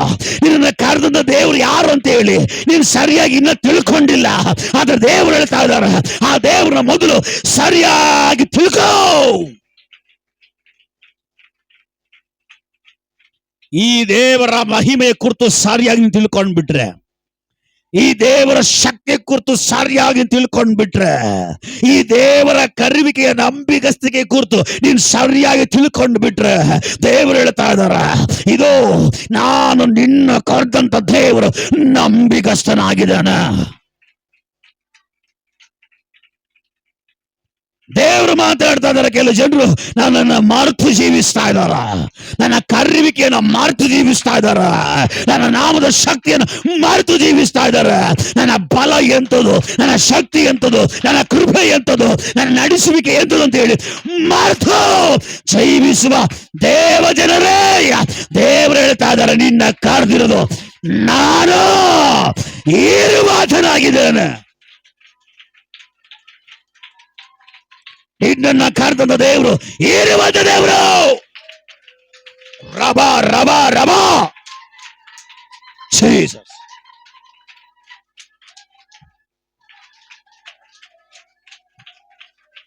ಒಂದು ದಿನದಲ್ಲಿ ಮಾಯಾಗೋ ಮನುಷ್ಯನಲ್ಲ, ಒಂದು ದಿನದಲ್ಲಿ ಹುಲ್ಲು ಒಣಗುವ ಹಾಗೆ ಮನುಷ್ಯನು ಒಣಗಿ ಹೋಗುವ ಹಾಗೆ ಇವನು ಅವನಲ್ಲ, ಇವನು ಈರುವಾತನಾಗಿದ್ದಾನೆ.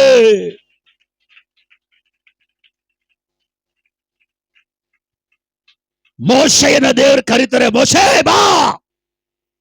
ಕೇಳಿಸ್ಕೊಳ್ರಿ, ಮೋಶೆಯನ್ನ ದೇವರು ಕರೀತಾರೆ, ಮೋಶೆ ಬಾ. ಯಾಕೆ ಅಂದ್ರೆ ನಿನ್ನನ್ನು ಐಗುಪ್ತ ದೇಶಕ್ಕೆ ಕಳಿಸ್ಬೇಕಾ. ದೇವ್ರೇ ನೀನು ಕರೀತಾ ಇದೆಯಾ, ಬರ್ತಾ ಇದೀನಿ, ಓಕೆ, ಬಟ್ ಅಲ್ಲಿ ಹೋಗುವಾಗ ಹೇಗೆ ಹೋಗ್ಲಿ? ದೇವ್ರು ಹೇಳ್ತಾರೆ, ನೀನು ಹೋಗೋದು ನಿನ್ನ ಕೈಯಿಂದಲ್ಲ, ನೀನು ಹೋಗೋದು ನಿನ್ನ ಬಲದಿಂದಲ್ಲ, ನೀನು ಹೋಗೋದು ನಿನ್ನ ಸಾಮರ್ಥ್ಯದಿಂದಲ್ಲ, ನಾನು ನಿನ್ನ ಕಳಿಸೋದು. ಕರ್ದಿರೋದು ನಾನು ಅಂದ ಮೇಲೆ ಕಳಿಸುವಾಗ ಬರಿಗೇಲಿ ಕಳಿಸ್ತೀನ? ಇಲ್ಲ, ಕರ್ದಿರೋದು ನಾನು, ಕಳಿಸೋದು ನಾನು. ಕಳಿಸುವಾಗ ಬರಿಗೇಲಿ ಕಳಿಸಲ್ಲ, ಅಧಿಕಾರದೊಂದಿಗೆ, ಮಹಿಮೆ ಒಂದಿಗೆ, ನನ್ನ ಬಲದೊಂದಿಗೆ ನಾನು ನಿನ್ನ ಕಳಿಸ್ತೀನಿ.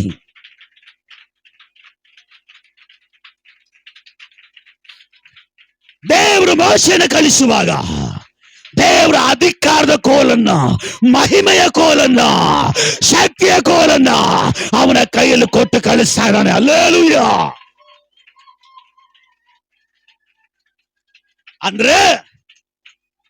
ಅಂದ್ರೆ ದೇವರು ಒಂದು ಮನುಷ್ಯನನ್ನ ಕರೆಯುವಾಗ, ಒಂದು ವ್ಯಕ್ತಿಯನ್ನು ನೋಡುವಾಗ, ನೋಡಿ ಹಿಂದಿರುಗಿ ಕಳಿಸುವಾಗ ಬರಿಗೈಲಿ ಕಳಿಸಲ್ಲ, ಅವನ ಶಕ್ತಿಯಲ್ಲಿ, ಅವನ ಮಹಿಮೆಯಲ್ಲಿ ತುಂಬಿಸಿ ಕಳಿಸೋದು. ಯಾಕೆಂದ್ರೆ ಮೋಶೆ ಮೇಲೆ ವಾಗ್ದಾನ ಇದೆ. ಯಾರ ಮೇಲೆ ವಾಗ್ದಾನ ಇರ್ತದೋ ಅವರುಗಳನ್ನ ದೇವರು ಅವನ ಶಕ್ತಿಯಲ್ಲಿ ಕಳಿಸ್ತಾನೆ.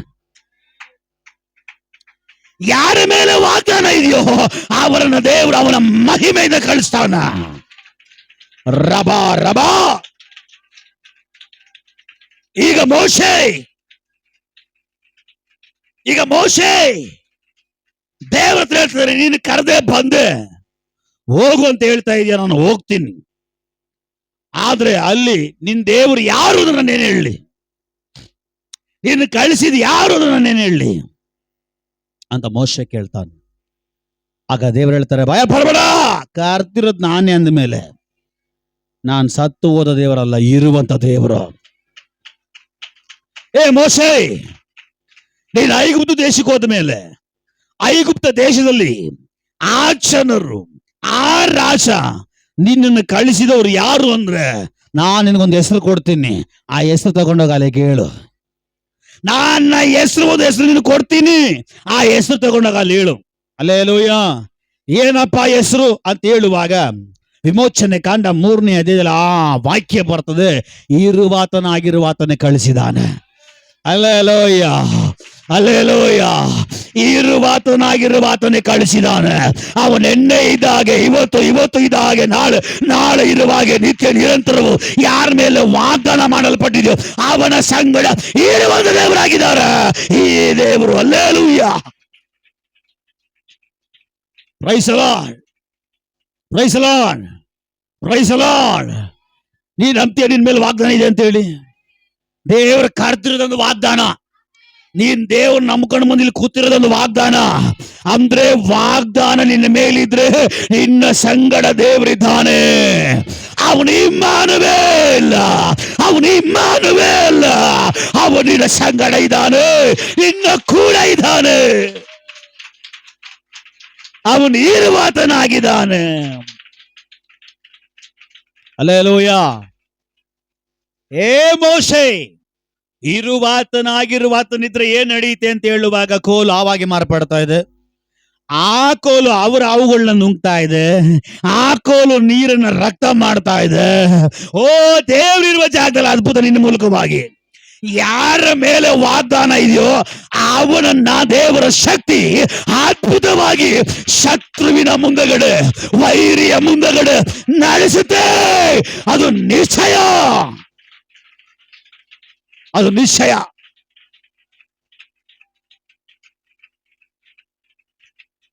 Hallelujah, hallelujah. ದೇವರಿದ್ದಾರಾ? ದೇವ್ರು ನಿಮ್ಮನ್ನು ಕರೆದಿದ್ದಾನ? ದೇವ್ರು ನಿಮ್ಮನ್ನು ಕಂಡಿದ್ದಾನ? ಬ್ರದರ್ ಸಿಸ್ಟರ್ ಡೌಟ್ ಅಲ್ಲಿ ಕುತ್ಕೊಂಡ್ಬೇಡ್ರಿ. ಇವತ್ತು ನೀವು ಇಲ್ಲಿ ಬಂದು ಕುತ್ಕೊಂಡಿದ್ದೀರಿ ಅಂದ್ರೆ ದೇವ್ ನಿಮ್ಮನ್ನ ಕರೆದಿದ್ದಾನೆ. ದೇವ್ ನಿಮ್ಮನ್ನ ಕಂಡುಕೊಂಡಿದ್ದಾನೆ. ಆದ ನಿಮಿತ್ತವಾಗಿ ನೀವು ಇಲ್ಲಿ ಬಂದು ಕೂತ್ಕೊಂಡಿದ್ದೀರಿ. ಕರೆಯುವಾಗ ಸುಮ್ಮನೆ ಕರೆಯಲ್ಲ, ಎಲ್ಲ ಪ್ರಿಪೇರ್ ಒಂದಿಗೆ ಅವನು ಕರೆಯೋದು, ಸಿದ್ಧತೆ ಒಂದಿಗೆ ಅವನು ಕರೆಯೋದು, ಅವನು ವಾಗ್ದಾನ ಮಾಡಿಬಿಟ್ಟೆ ಕರೆಯೋದು. ಸುಮ್ಮನೆ ನೀನು ಇಲ್ಲಿ ಬಂದಿಲ್ಲ, ನಿಮ್ಮಗಳ ಮೇಲೆ ಕೆಲವು ವಾಗ್ದಾನಗಳು ಅವನಿಗಿದೆ, ನಿಮ್ಮ ಮೇಲೆ ಕೆಲವು ವಾಗ್ದಾನಗಳು ಅವನು ಇಟ್ಟಿದ್ದಾನೆ. ವಾಗ್ದಾನಗಳು ನಿನ್ನ ಮೇಲಿದ್ರೆ ಆ ವಾಗ್ದಾನ ನೆರವೇರುವವರೆಗೂ ನಿನಗೇನೆಲ್ಲ ಬೇಕೋ. ನಿನ್ ಪಕ್ಕದಲ್ಲಿ ನಿನ್ನ ಹೆಂಡತಿ ಇದನ್ನ ನೋಡ್ಕೊಂತಳ ಇಲ್ವೋ? ನಿನ್ನ ಗಂಡ ನಿನ್ನ ಪಕ್ಕದಲ್ಲಿ ಇದ್ದು ಯೋಗಕ್ಷೇಮ ನೋಡ್ಕೊಳ್ತಾನೆ ಇಲ್ವೋ? ನಿನ್ನ ಮಕ್ಕಳು ನಿನ್ನ ಸಂಗಡ ಇದ್ದು ನಿನ್ನ ಯೋಗಕ್ಷೇಮ ನೋಡ್ಕೊಳ್ತಾರ ಇಲ್ವೋ? ಆದ್ರೆ ನಿನಗೆ ವಾಗ್ದಾನ ಮಾಡಿರುವಂತ ದೇವರ ವಾಗ್ದಾನ ನೆರವೇರುವವರೆಗೂ, ಆ ವಾಗ್ದಾನ ನೆರವೇರುವವರೆಗೂ, ಆ ವಾಗ್ದಾನ ನಡೆಯುವವರೆಗೂ ನಿನ್ನ ಯೋಗಕ್ಷೇಮವನ್ನ, ನಿನ್ನ ಪ್ರಯಾಣದ ಕ್ಷೇಮವನ್ನ, ನಿನ್ನ ಪ್ರತಿ ಒಂದೊಂದು ಕ್ಷೇಮವನ್ನ ಅವನು ನೋಡಿಕೊಳ್ಳುವಂತ ದೇವರಾಗಿದ್ದಾನೆ. ನೀನು ಭಯಪಡೋ ಅವಶ್ಯಕತೆ ಇಲ್ಲ. ಅಯ್ಯೋ ಪ್ರಯಾಣದಲ್ಲಿ ಬಂದ್ಬಿಟ್ಟಿದ್ದೀನಿ, ಕ್ರಿಸ್ತನ ಮಾರ್ಗದಲ್ಲಿ ಬಂದ್ಬಿಟ್ಟಿದ್ದೀನಿ, ಚರ್ಚ್ ಕಡೆಗೆ ಬಂದ್ಬಿಟ್ಟಿದ್ದೀನಿ, ಹೇಗೆ ಈ ಪ್ರಯಾಣ ಹೆಂಗೆ ಸಾಧ್ಯ ಅಂತ ಹೇಳಿ ಗೊಣಗುಟ್ಟೋ ಅವಶ್ಯಕತೆ ಇಲ್ಲ. ಈ ಪ್ರಯಾಣಕ್ಕೆ ಕರೆದಿರೋದು ಅವನು ಅಂದ ಮೇಲೆ ಆ ಪ್ರಯಾಣದಲ್ಲಿ ನಿನಗೆ ಬೇಕಾಗಿರೋದನ್ನ ಎಲ್ಲವನ್ನ ನಿನ್ನಲ್ಲಿ ಅವನು ಬೆಳೆಸ್ಕೊಂಡು ಹೋಗ್ತಾ ಇರ್ತಾನೆ. ಹಲ್ಲೆಲೂಯಾ. ಎಲಿಯನನ್ನ ದೇವರು ಕರೆದ್ರು. ದೇವರ ಕರುವಿಕೆಯ ಪ್ರಯಾಣದಲ್ಲಿ ಎಲಿಯ ನಿಂತ. ಈಗ ದೇವರಕ್ಕೆ ಎಲಿನಿಗೆ ಹೇಳ್ತಾ ಇದ್ದಾರೆ ನಿನ್ ಕೆರೆ ತಳದಲ್ಲಿರ್ಬೇಕು ಅಂತ. ಈಗ ಈ ಎಲಿಯ ಹೋಗಿ ಕೆರೆ ತಳದಲ್ಲಿದ್ದಾನೆ, ಅಷ್ಟೇ ಅವನ ಕೆಲಸ. ಇವತ್ತು ಊಟಕ್ಕೆ ನಾನೇನು ಮಾಡ್ಲಿ, ರಾತ್ರಿ ಊಟಕ್ಕೆ ನಾನೇನು ಮಾಡ್ಲಿ, ನಾಳಿದ ಊಟಕ್ಕೆ ನಾನೇನು ಮಾಡ್ಲಿ, ಆದ ಅವನಿಗೆ ಅವಶ್ಯಕತೆ ಇಲ್ಲ. ಕರ್ದಿರೋ ದೇವ್ರು ನಂಬಿಗಸ್ತನು. ಎಲಿಯ ನಿನ್ನ ದೇವರು ಕರೆದಿದ್ದಾರೆ ಅಂದ ಮೇಲೆ ಆ ಒಂದು ಕರುವಿಕೆಯ ಪ್ರಯಾಣದಲ್ಲಿ ನೀನ್ ಸರಿಯಾಗಿ ನೆಟ್ಟಿಗೆದ್ದು ಬಿಟ್ರೆ, ಆ ಪ್ರಯಾಣದಲ್ಲಿ ಆ ಮಾರ್ಗದಲ್ಲಿ ನೀನ್ ಇರೋವರೆಗೂ ನಿನ್ನ ಹುಡುಕೊಂಡು ಕಾಗೆಗಳು ಬರ್ತವೆ. ಬಲವಾದ ಆಲೋಚನೆ ಯಾರಿಗೂ ಅರ್ಥ ಆಗ್ತಾ ಇಲ್ಲ. ಹಲ್ಲೆಲೂಯಾ. ಕೆಲ ಜನರು ಆಲ್ರೆಡಿ ಗಾರ್ಡನ್ ಇದ್ರಾಗ ಹೋಗ್ತಾ ಇದ್ದಾರೆ. Praise the Lord. ದೇವರು ಯಾವ ಉದ್ದೇಶಕ್ಕಾಗಿ ನಿನ್ನ ಕರೆದಿದ್ದಾರೋ, ಯಾವ ಪ್ರಯಾಣಕ್ಕಾಗಿ ದೇವರು ನಿನ್ನ ಕರೆದಿದ್ದಾರೋ, ಯಾವ ಕಾರ್ಯಕ್ಕಾಗಿ ನಿನ್ನ ಕರೆದಿದ್ದಾರೋ, ಯಾವ ದೇಶಕ್ಕಾಗಿ ನಿನ್ನ ಕರೆದಿದ್ದಾರೋ, ಯಾವ ಸೇವೆಗಾಗಿ ನಿನ್ನ ಕರೆದಿದ್ದಾರೋ, ಯಾವ ಪಟ್ಟಣಕ್ಕಾಗಿ ನಿನ್ನ ಕರೆದಿದ್ದಾರೋ, ಯಾವ ಸೇವೆಗಾಗಿ ಆರಿಸಿಕೊಂಡಿದ್ದಾರೋ ಅದ್ರಲ್ಲಿ ನೀನು ಸ್ಥಿರವಾಗಿ, ನೀತಿಯಾಗಿ, ಭಯಭಕ್ತಿಯಿಂದ, ಪರಿಶುದ್ಧವಾಗಿ ಆ ಪ್ರಯಾಣದಲ್ಲಿ ನಿಲ್ಲೋದಾದ್ರೆ, ನೀನಿರೋದಾದ್ರೆ ನಿನ್ನ ಹುಡುಕಿಕೊಂಡು ಕೆಲವು ಕಾಗೆಗಳು ಬರ್ತವೆ. ರಾಬಾದಾಡಗಾದಮ ಸಂದಬಾದಿಗಾಡಗಸಿ ರಬಾ ರಬಾ. Jesus Jesus.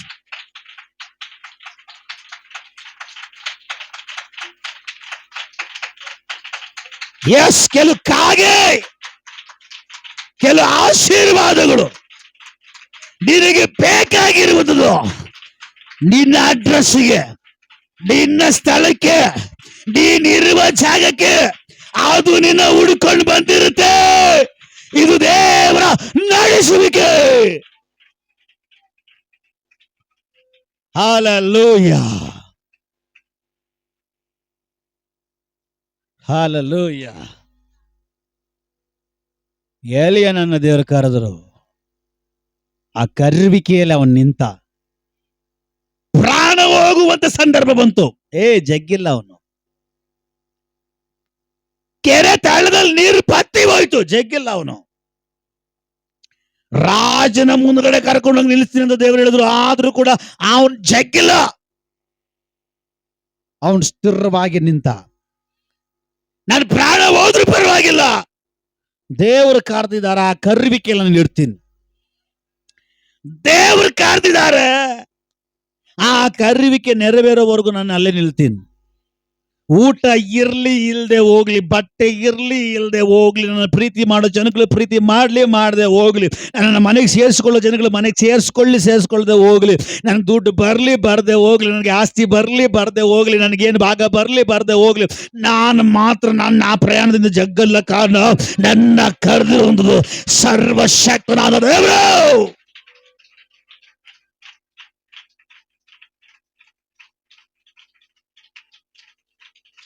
ನನ್ನ ಕರೆದಿರೋದು ದೇವರು, ನನ್ನ ಕರೆದಿದ್ದು ದೇವರು ಅಂದಮೇಲೆ, ನನ್ನನ್ನು ಆರಿಸಿಕೊಂಡಿರೋದು ದೇವರು ಅಂದ ಮೇಲೆ, ನನ್ನ ಮೇಲೆ ಏನೋ ಒಂದು ದೊಡ್ಡ ಉದ್ದೇಶ ಇದೆ. ಆ ಉದ್ದೇಶಕ್ಕಾಗಿ ಅವನೇನ್ ಮಾಡಿದ್ದಾನೆ, ಕ್ರಯ ಕೊಟ್ಟು ನನ್ನ ತೆಗೆದುಕೊಂಡಿದ್ದಾನೆ. ಇಲ್ಲಿವರೆಗೂ ನನ್ನ ಸೊತ್ತು ನಮ್ಮ ಅಪ್ಪ ಅಮ್ಮನ ಸೊತ್ತಾಗಿದೆ, ನಾನು ನನ್ನ ರಿಲೇಷನ್ಗಳ ಸೊತ್ತಾಗಿದೆ, ನಾನು ಬೇರೆ ಯಾರೋ ಸೊತ್ತಾಗಿದೆ ನಾನು. ಆದ್ರೆ ದೇವ್ರು ಕಂಡುಕೊಂಡ ಮೇಲೆ, ದೇವ್ರು ಆರಿಸ್ಕೊಂಡ ಮೇಲೆ ಅವನು ನನಗೆ ಕ್ರಯ ಕೊಟ್ಟಿದ್ದಾನೆ. ಕ್ರಯ ಕೊಟ್ಬಿಟ್ಟನ್ನ ಆರಿಸ್ಕೊಂಡಿದ್ದಾನೆ. ಈಗ ಕ್ರಯ ಕೊಟ್ಟು ತಗೊಂಡ ಮೇಲೆ, ನಾನು ಅವನ ಸೊತ್ತಾಗಿ ಮಾರ್ಪಟ್ಟ ಮೇಲೆ, ನಾನು ಅವನ ವಸ್ತು ಆಗಿ ಮಾರ್ಪಟ್ಟ ಮೇಲೆ, ನನ್ನ ನೋಡ್ಕೊಳ್ಬೇಕಾಗಿರೋದು ಮೊತ್ತವಾಗ ಅವನೇ. ಹಲ್ಲೆಲೂಯಾ. ನನ್ನ ನೋಡ್ಕೊಳ್ಬೇಕಾಗಿರೋ ನನ್ನ ಕಾರ್ಯಗಳು ಪೂರ್ತಿ ಅವನೇ. ದಡಕ್ ಸೇರಿಸ್ತಾನೋ, ಸಮುದ್ರದಲ್ಲಿ ಮುಳುಗಿಸ್ತಾನೋ, ಅರ್ಧದಲ್ಲೇ ಕೈ ಬಿಡ್ತಾನೋ, ಅಲ್ಲೇ ನಾಶ ಮಾಡ್ತಾನೋ, ಜಯಕರವಾಗಿ ನಡೆಸ್ತಾನೋ, ಹೇಗೆ ನಡೆಸ್ತಾನೋ ಅದು ಅವ್ರ ಸಂಬಂಧಪಟ್ಟಿದ್ದು. ಅವ್ರು ಹೇಗೆ ನಡೆಸಲಿ, ನಾನು ಮಾತ್ರ ಅವನು ಯಾವುದಕ್ಕಾಗಿ ಕರೆದಿದ್ದಾನೋ ಆ ಕಾರ್ಯಲ್ಲಿ ಮಾತ್ರ ನಿಲ್ತೀನಿ, ಆ ಕರೆಯುವಿಕೆಯಲ್ಲಿ ಮಾತ್ರ ನಿಲ್ತೀನಿ. ಹಲ್ಲೆಲೂಯಾ. ನನ್ನನ್ನ ದೇವರು ಕರೆದಿರೋದು ನಾಶ ಮಾಡುವುದಕ್ಕಾಗಿ ಎಲ್ಲ, ಹಾಳು ಮಾಡುವುದಕ್ಕಾಗಿ ಎಲ್ಲ, ಇಲ್ಲದೆ ಇರುವ ಹಾಗೆ ಮಾಡುವುದಕ್ಕಾಗಿ ಎಲ್ಲ. ದೇವರು ನನ್ನನ್ನ ಕರೆದಿರೋದು ಉದ್ಧಾರ ಮಾಡುವುದಕ್ಕಾಗಿ, ಉದ್ಧಾರ ಮಾಡುವುದಕ್ಕಾಗಿ, ಉದ್ಧಾರ ಮಾಡುವುದಕ್ಕಾಗಿ. ಮತ್ತೆ ಗೊಳುಗುಡ್ತೇವೆ, ಮತ್ತೆ ದೇವ್ರಿಗೆ ವಿರೋಧವಾಗಿ ಮಾತಾಡ್ತೇವೆ. ಏನಾಯ್ತು, ಏನ್ ನಡೀತು, ಯಾಕೆ ಹೀಗೆ ಅಂತೇಳಿ. ಇಲ್ಲ ಇಲ್ಲ ಇಲ್ಲ ಇಲ್ಲ, ನನ್ನ ದೇವರು ನಿನ್ನ ಪ್ರಯಾಣದಲ್ಲಿ ಕೆಟ್ಟದಕ್ಕೆ ಕಾರಣನೇ ಅಲ್ಲ. ದೇವರ ವಾಕ್ಯ ಹೇಳ್ತದೆ, ನಿನ್ನ ವಿಷಯಗಳಲ್ಲಿ ದೇವರು ಅವನು ಕೆಟ್ಟದಕ್ಕೆ ಕಾರಣನಲ್ಲ, ಬದಲಾಗಿ ಒಳ್ಳೆದಕ್ಕೆ ಮಾತ್ರವೇ ಕಾರಣನು. ಒಂದು ವೇಳೆ ಕೆಟ್ಟದು ಬಂದ್ರೆ ನನ್ನಿಂದ ಬರ್ಬೇಕು, ಕೆಟ್ಟದು ಬಂದ್ರೆ ಸೈತಾನಿಂದ ಬರ್ಬೇಕು, ಕೆಟ್ಟದು ಬಂದ್ರೆ ನಾನಾಗಿ ಆರಿಸ್ಕೊಳ್ಬೇಕು. ಬಟ್ ಯಾವ ವಿಷಯಗಳಿಂದ, ಯಾವ ಕಾರ್ಯಗಳಿಂದ ನನ್ನಿಂದ ಹೇಗೆ ಕೆಟ್ಟದು ಬರ್ತದೆ ಅಂತ ನಾವು ತಿಳ್ಕೊಂಡು ಆ ಮಾರ್ಗವನ್ನ ಬಿಟ್ಟು ದೇವರು ಕರೆದಿರುವಂತ ಕಾರ್ಯದಲ್ಲಿ ನಾವು ನಿಲ್ಲೋದಾದ್ರೆ, ನಿನಗೆ ಬೇಕಾಗಿರೋದೆಲ್ಲ ಆ ಮಾರ್ಗದಲ್ಲಿ ಬಂದು ಸೇರಿರುತ್ತೆ. ಆಶೀರ್ವಾದ ಬರ್ಬೇಕಾ, ಆಶೀರ್ವಾದ ಬಂದಿರ್ತದ. ನಿನಗೆ ಬಿಲ್ಡಿಂಗ್ ಬರ್ಬೇಕಾ, ಬಿಲ್ಡಿಂಗ್ ಬಂದಿರ್ತದ. ನಿನಗೆ ದುಡ್ಡು ಅಕೌಂಟಲ್ಲಿ ಬಂದು ಸೇರ್ಬೇಕಾ, ಅದು ಬಂದು ಸೇರಿರ್ತದೆ. ಆದ್ರೆ ನೀನ್ ಸೇರ್ಬೇಕಾಗಿರೋದು, ನೀನ್ ನಿಲ್ಬೇಕಾಗಿರೋದು ದೇವರ ಮಾರ್ಗದಲ್ಲಿ, ದೇವರ ಕರೆಯುವಿಕೆಯಲ್ಲಿ. ಯಾವುದಕ್ಕಾಗಿ ದೇವರು ನಿನ್ನ ಕರೆದಿದ್ದಾನೆ ಯಾರಿಗಾದ್ರೂ ಗೊತ್ತಾ? ದೇವರು ನಿನ್ನ ಯಾವುದಕ್ಕಾಗಿ ಪ್ರಾರಂಭದ ಅಸ್ಥಿವಾರವನ್ನ ಹಾಕಿ ಕರೆದಿದ್ದಾನೆ? ಈ ಪ್ರಾರಂಭದ ಅಸ್ಥಿವಾರದ ಕರೆಯುವಿಕೆ ನಿಮಗೆ ಗೊತ್ತಾ? ಎಲ್ಲ ಕಷ್ಟಪಡುವವರೇ, ಇವರೇ ಹೊತ್ತುವರೇ, ನೀವೆಲ್ಲರೂ ನನ್ನ ಬಳಿ ಬರ್ರಿ, ನಾನೇನ್ ಮಾಡ್ತೀನಿ. ಈಗ ವಿಶ್ರಾಂತಿ ಬರ್ಬೇಕಾದ್ರೆ ಏನಾಗ್ಬೇಕು?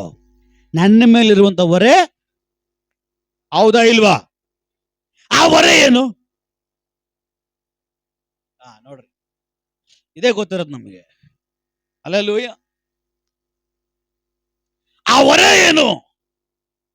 ಶಾಪದ ಹೊರೆ, ಪಾಪದ ಹೊರೆ, ದರಿದ್ರದ ಹೊರೆ, ಸರ್ವನಾಶದ ಹೊರೆ.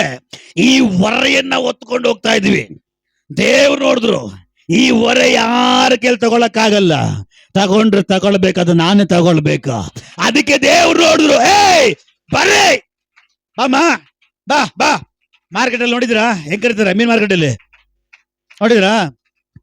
ನಿಮ್ಗೆ ಅಷ್ಟು ಡೌಟ್ ಇದ್ರೆ ಚಿಕ್ಕಪೇಟೆಗೆ ಹೋಗ್ರಿ.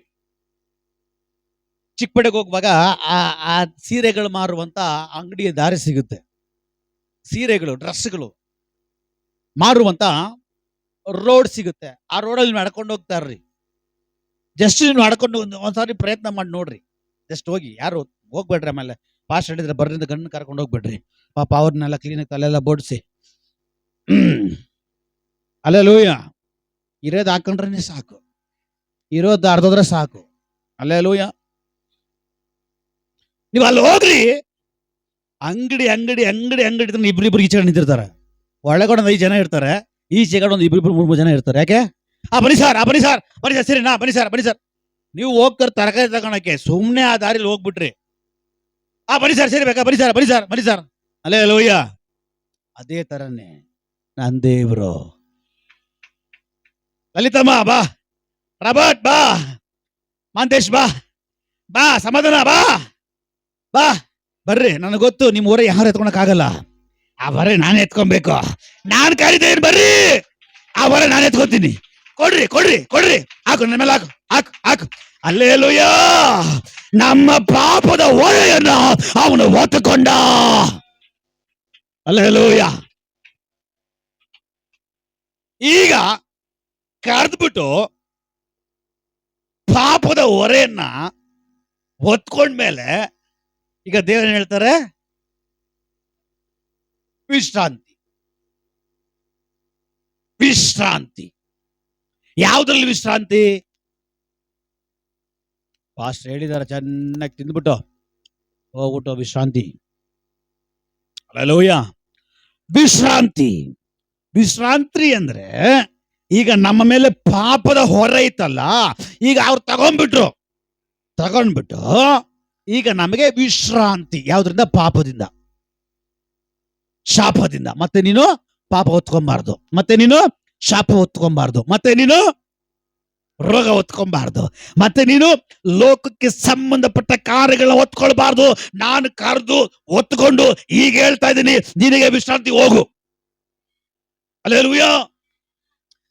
ಯೇಸು ಸ್ವಾಮಿಯ ಕಾಲದಲ್ಲಿ ಮೋಶೆಯ ನ್ಯಾಯ ಪ್ರಮಾಣ ಪ್ರಕಾರವಾಗಿ ಮೋಶೆ ಹೇಳಿದನು, ಅವನ ನ್ಯಾಯ ಪ್ರಮಾಣದಲ್ಲಿ, ಇದು ಯಾರಾದ್ರೂ ವ್ಯಭಿಚಾರ ಮಾಡ್ತಾ ಇರುವಾಗಲೇ ಸಿಕ್ಕಾಕೊಂಡ್ಬಿಟ್ರು, ಗೊತ್ತಾಗ್ಬಿಡ್ತು ಅಂದ್ರೆ ಅಂತವ್ರನ್ನ ಅಲ್ಲೇ ತೆಗೆದು ಕಲ್ಲೆಸೆದು ಹೊಡೆದು ಸಾಯಿಸ್ಬೇಕು ಅಂತ.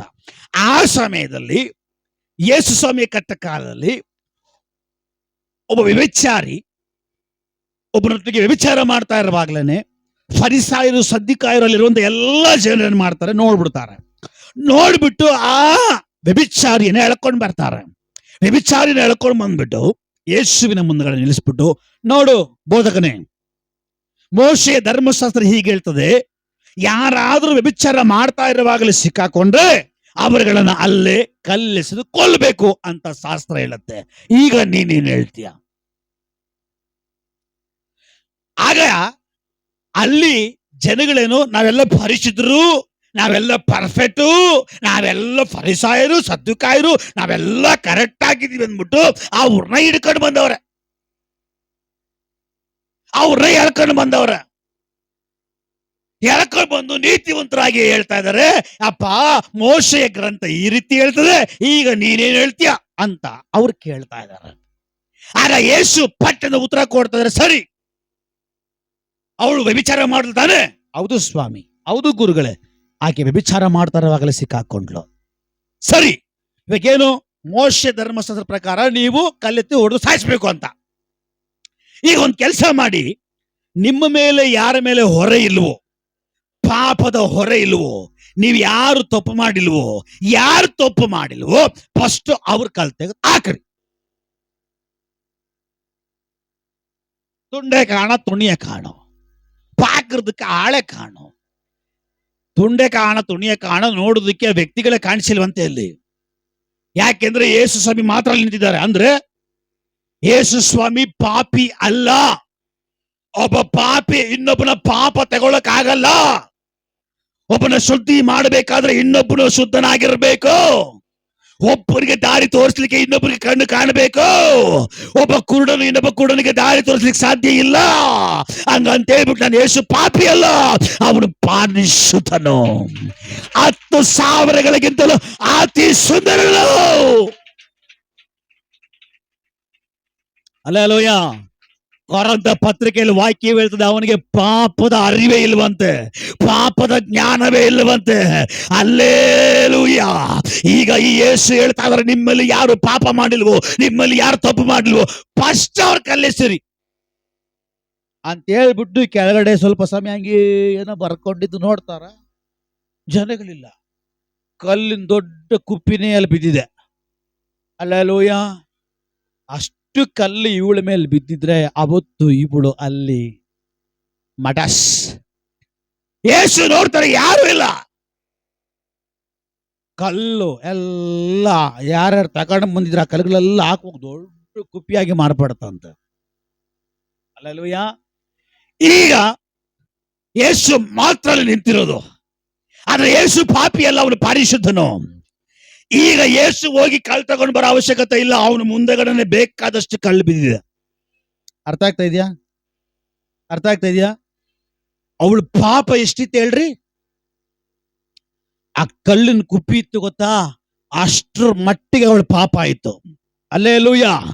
ಒಂದು ಕಲ್ಲು ತೆಗೆಯುವಾಗ ಒಂದು ಪಾಪ, ಒಂದು ಕಲ್ಲು ತೆಗೆಯುವಾಗ ಒಂದು ಪಾಪ, ಅಷ್ಟು ಪಾಪದ ಏಟು ಅವಳ ಮೇಲೆ ಬರಬೇಕಾಗಿತ್ತು. ಆದ್ರೆ ಯೇಸು ತಪ್ಪಿಸಿ ಆ ದಂಡನೆಯನ್ನ ಕಲ್ವಾರಿಯ ಶಿಲುಬೆಯಲ್ಲಿ ಅವನು ಹೊತ್ತುಕೊಂಡ 3 ಮಳೆಗಳಿಂದ ಜಡಿಯಲ್ಪಟ್ಟ,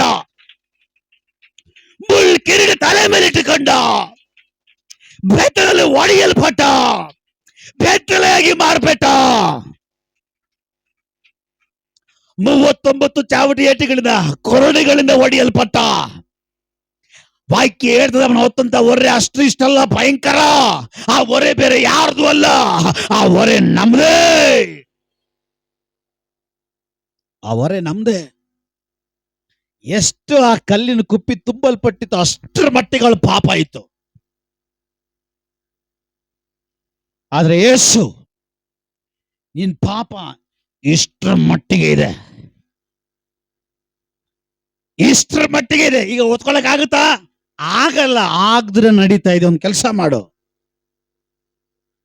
ಅವರೆಲ್ಲರೂ ಶಿಕ್ಷಿಸ್ಬೇಕಂತ ಬಂದ್ರು, ಆದ್ರೆ ನಾನು ನಿನ್ನನ್ನು ಶಿಕ್ಷಿಸಲ್ಲ. ನಾನು ನಿನ್ನ ಮನ್ನಿಸ್ತೀನಿ, ನಾನು ನಿನ್ನ ಕ್ಷಮಿಸ್ತೀನಿ, ನಾನ್ ನಿನ್ನನ್ನ ಮನ್ನಿಸ್ತೇನೆ. ಆದ್ರೆ ಇದಕ್ಕ ಮೇಲೆ ಮತ್ತೆ ಈ ಕೆಲಸ ನೀನ್ ಮಾಡಬಾರ್ದು. ಇದಕ್ಕೆ ಮೇಲೆ ಮತ್ತೆ ಈ ವ್ಯಭಿಚಾರ ನೀನು ಮಾಡಬಾರ್ದು, ಇದಕ್ಕೆ ಮೇಲೆ ನೀನು ಇದನ್ನ ನಡೆಸಬಾರ್ದು. ಕಾರಣ ಇವತ್ತೇ ನಾನು ನಿನ್ನ ಆ ಒಂದು ಪಾಪದ ಹೊರೆಯನ್ನ ಒತ್ಕೊಂಡ್ಬಿಟ್ಟಿದ್ದೀನಿ. ಒತ್ಕೊಂಡು ಇವತ್ತು ನಾನು ನಿನ್ನ ಸ್ವತಂತ್ರವಾಗಿ ಕಳಿಸ್ತೇನೆ, ಹೋಗು. ಅವಳು ಹಿಂದಿರುಗಿ ಹೋಗುವಾಗ ಯೇಸುವಿನಿಂದ ಪಾಪ ಮೋಚನವನ್ನು ಹೊಂದಿಕೊಂಡು ಹೋದ್ಲು, ಪಾಪದಿಂದ ಬಿಡುಗಡೆ ಹೊಂದಿದವಳಾಗಿ ಹಿಂದಿರುಗಿ ಹೋದ್ಲು. ಅವಳು ಪ್ರಾಣ ಇರೋವರೆಗೂ ಮತ್ತೆ ಅವಳು ಯಾವ ಗಂಡಸನ್ನ ತಲೆ ಎತ್ತಿ ನೋಡಿಲ್ಲ. ಜೀವಿಸಬೇಕು, ಆ ರೀತಿ ಜೀವಿಸಬೇಕು. ಹಲ್ಲೆಲೂಯ. ಯೇಸು ಹೇಳಿದ್ರು, ಮತ್ತೆ ಈ ಕೆಲಸ ಮಾಡಬೇಡ, ನೀನು ಹೊರೆ ನಾನು ಹೊತ್ಕೊಂಡ್ಬಿಟ್ಟೆ, ನೀನು ಹೊರೆ ನಾನು ಹೊತ್ಕೊಂಡ್ಬಿಟ್ಟೆ, ಇನ್ನ ಈ ಪಾಪದ ಹೊರೆ ನೀನು ಹೊತ್ಕೊಂಬಾರ್ದು ಅಂತೇಳಿ ಯೇಸು ಕಳಿಸಿದ್ರು. ಮತ್ತೆ ಅವಳ ಜೀವನದಲ್ಲಿ ಯಾವತ್ತು ಆ ತಪ್ಪು ಮಾಡಿಲ್ಲ. ಅದಕ್ಕಾಗಿ ಕರೆಯಲ್ಪಟ್ಟವರು ನಾವು. ಯಾವುದಕ್ಕಾಗಿ?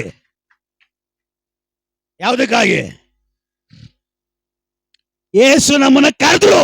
ಯಾವುದಕ್ಕಾಗಿ ಕರೆದ್ರು?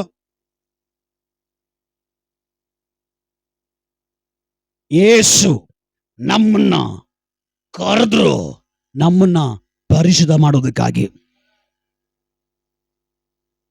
ಈಗ ಪರಿಶುದ್ಧ ಮಾಡಿದ್ಮೇಲೆ ನಡಿ ಅಂದ್ರು. ಹೇಗೆ? ಪಾಪದಲ್ಲಿ ನಡಿ ಅಂದ್ರ? ದೇವರು ನಮ್ಮನ್ನ ಕರೆದಿರೋದೇ ದೇವರ ಮಕ್ಕಳಾಗಿ ಜೀವಿಸುವುದಕ್ಕಾಗಿ. ಸಿಂಪಲ್.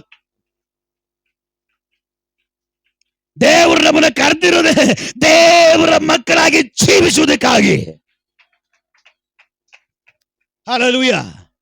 ಈಗ ದೇವರ ಮಕ್ಕಳು ಪಾಪಿಗಳ? ದೇವರ ಮಕ್ಕಳು ಶಾಪಗ್ರಸ್ತರ? ದೇವರ ಮಕ್ಕಳಿಗೆ ಮಾಟ ಆಗುತ್ತಾ? ದೇವರ ಮಕ್ಕಳಿಗೆ ಶಕುನ ಆಗುತ್ತಾ? ಇಲ್ಲ. ದೇವರು ನಮ್ಮನ್ನ ಕರೆದಿದ್ದು ಪಾಪದಿಂದ ಬಿಡಿಸೋದಿಕ್ಕೆ. ಈಗ ಪಾಪದ ಹೊರೆ ಅವನ್ ತಗೊಂಡ್ಮೇಲೆ ನಮ್ಮ ಮೇಲಿನ ಹೊರೆ ಇಲ್ಲ, ನಾವು ಬಿಡುಗಡೆ. ಈಗ ನಾವು ಜೀವಿಸಬೇಕು, ಪರಿಶುದ್ಧವಾಗಿ ಜೀವಿಸಬೇಕು. ಯೇಸು ಹತ್ರ ಬರೋದು ಏನಕ್ಕೋಸ್ಕರ ಗೊತ್ತಾ? ಪಾಪ ಬಿಟ್ಟು ಪರಿಶುದ್ಧವಾಗಿ ಜೀವಿಸುವುದಕ್ಕಾಗಿ. ಅದಕ್ಕಾಗಿ ಕರೆಯಲ್ಪಟ್ಟವರು. ಈ ಪಾರಿಶುದ್ಧತೆಯಲ್ಲಿ ನೀನು ನಡೆಸಲ್ಪಟ್ರೆ, ಈ ಪಾರಿಶುದ್ಧತೆ ನೀನು ಕಾದುಕೊಂಡ್ರೆ, ಖಂಡಿತವಾಗ್ಲೂ ಬರೆದಿಟ್ಕೋ, ನೀನ್ ದೇವ್ರು ನೋಡ್ತೀಯ, ನೀ ದೇವ್ರನ್ನ ಕಾಣ್ತೀಯ. ಇನ್ನೊಬ್ರು ಅದನ್ನ ಬಿಟ್ಬಿಡು. ನಿನ್ನ ಪ್ರಯಾಣ ನೀನ್ ನೋಡು, ನಿನ್ನ ಓಟ ನೀನ್ ನೋಡು, ನಿನ್ನ ಪರಿಶುದ್ಧ ಪ್ರಯಾಣವನ್ನು ನೀನ್ ನೋಡು, ನಿನ್ನ ಪರಿಶುದ್ಧವಾದ ಪ್ರಯಾಣದ ಓಟವನ್ನು ಗಮನಿಸು. ಅದ್ರ ಮೇಲೆ ಮಾತ್ರ ನಿನ್ನ ಗುರಿ ಇರ್ಲಿ, ಅದ್ರ ಮೇಲೆ ಮಾತ್ರ ನಿನ್ನ ಕಣ್ಣಿರ್ಲಿ, ಅದ್ರ ಮೇಲೆ ಮಾತ್ರ ನಿನ್ನ ಮನಸ್ಸಿರ್ಲಿ. ಅದು ಬಿಟ್ಟು ಬೇರೆಯವ್ರದ್ದು ಬೇಕಾಗಿಲ್ಲ.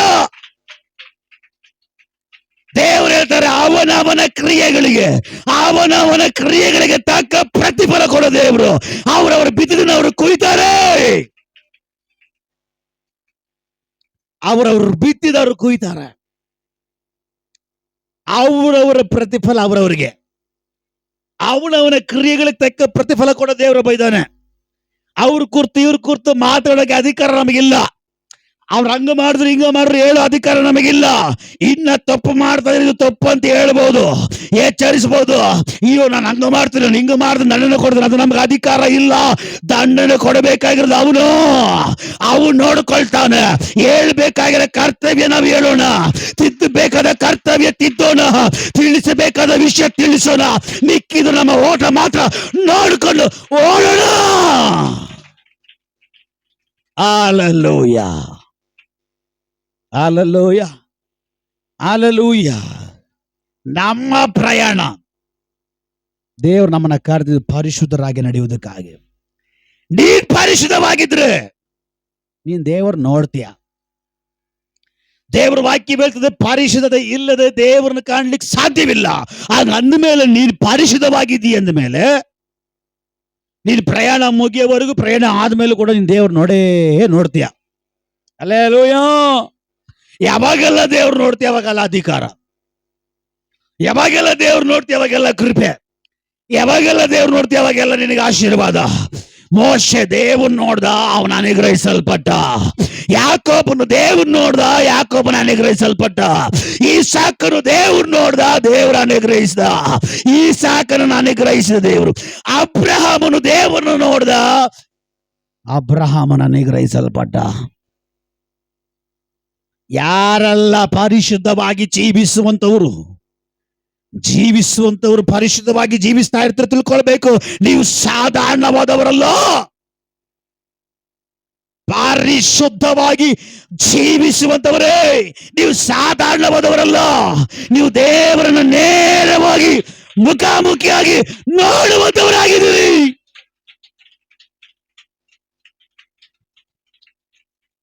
ಹಲ್ಲೆಲೂಯಾ. ಅರ್ಥ ಆಗ್ತಾ ಇದೆಯಾ? ದೇವರ ಆಲೋಚನೆ ಅರ್ಥ ಆಗ್ತಾ ಇದೆಯಾ? ಇಸ್ರಾಯೇಲ್ ಜನರ ಪ್ರಯಾಣ ವಾಗ್ದಾನ ಮಾಡಲ್ಪಟ್ಟ ದೇಶಕ್ಕಾಗಿ.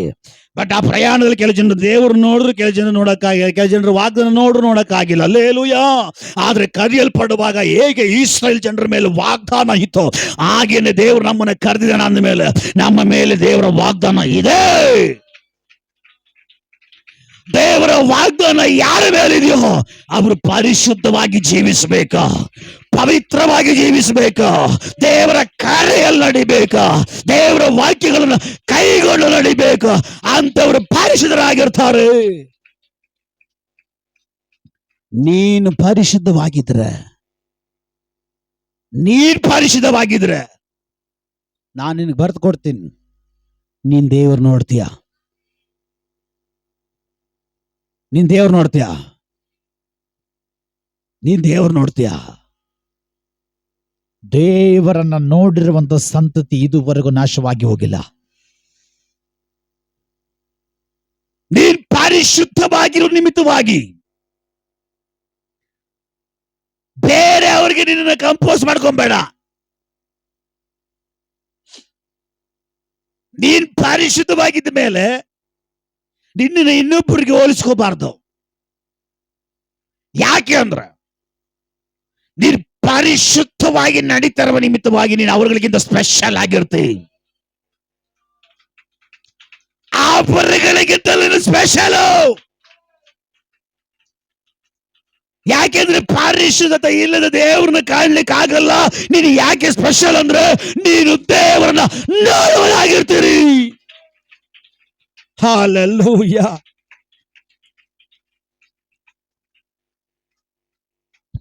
ಎಷ್ಟು ಜನಕ್ಕೆ ಆಸೆ ಇದೆ ನಾನು ದೇವ್ರ ನೋಡ್ಬೇಕು ಅಂತ.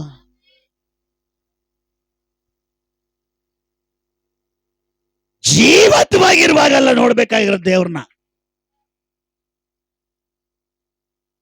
ಭೂಮಿ ಮೇಲೆ ಯಾರು ಬೇಕಾದ್ರೂ ನಡೀತಾರೆ, ಸಮುದ್ರದ ಮೇಲೆ ಯಾರು ನಡೆಯಕ್ಕಾಗಲ್ಲ. ಅರ್ಥ ಆಗ್ತಿದ್ಯಾ? ಜೀವಂತವಾಗಿರುವಾಗ ಯಾರು ಬೇಕಾದ್ರೂ ದೇವ್ರು ನೋಡಬಹುದು.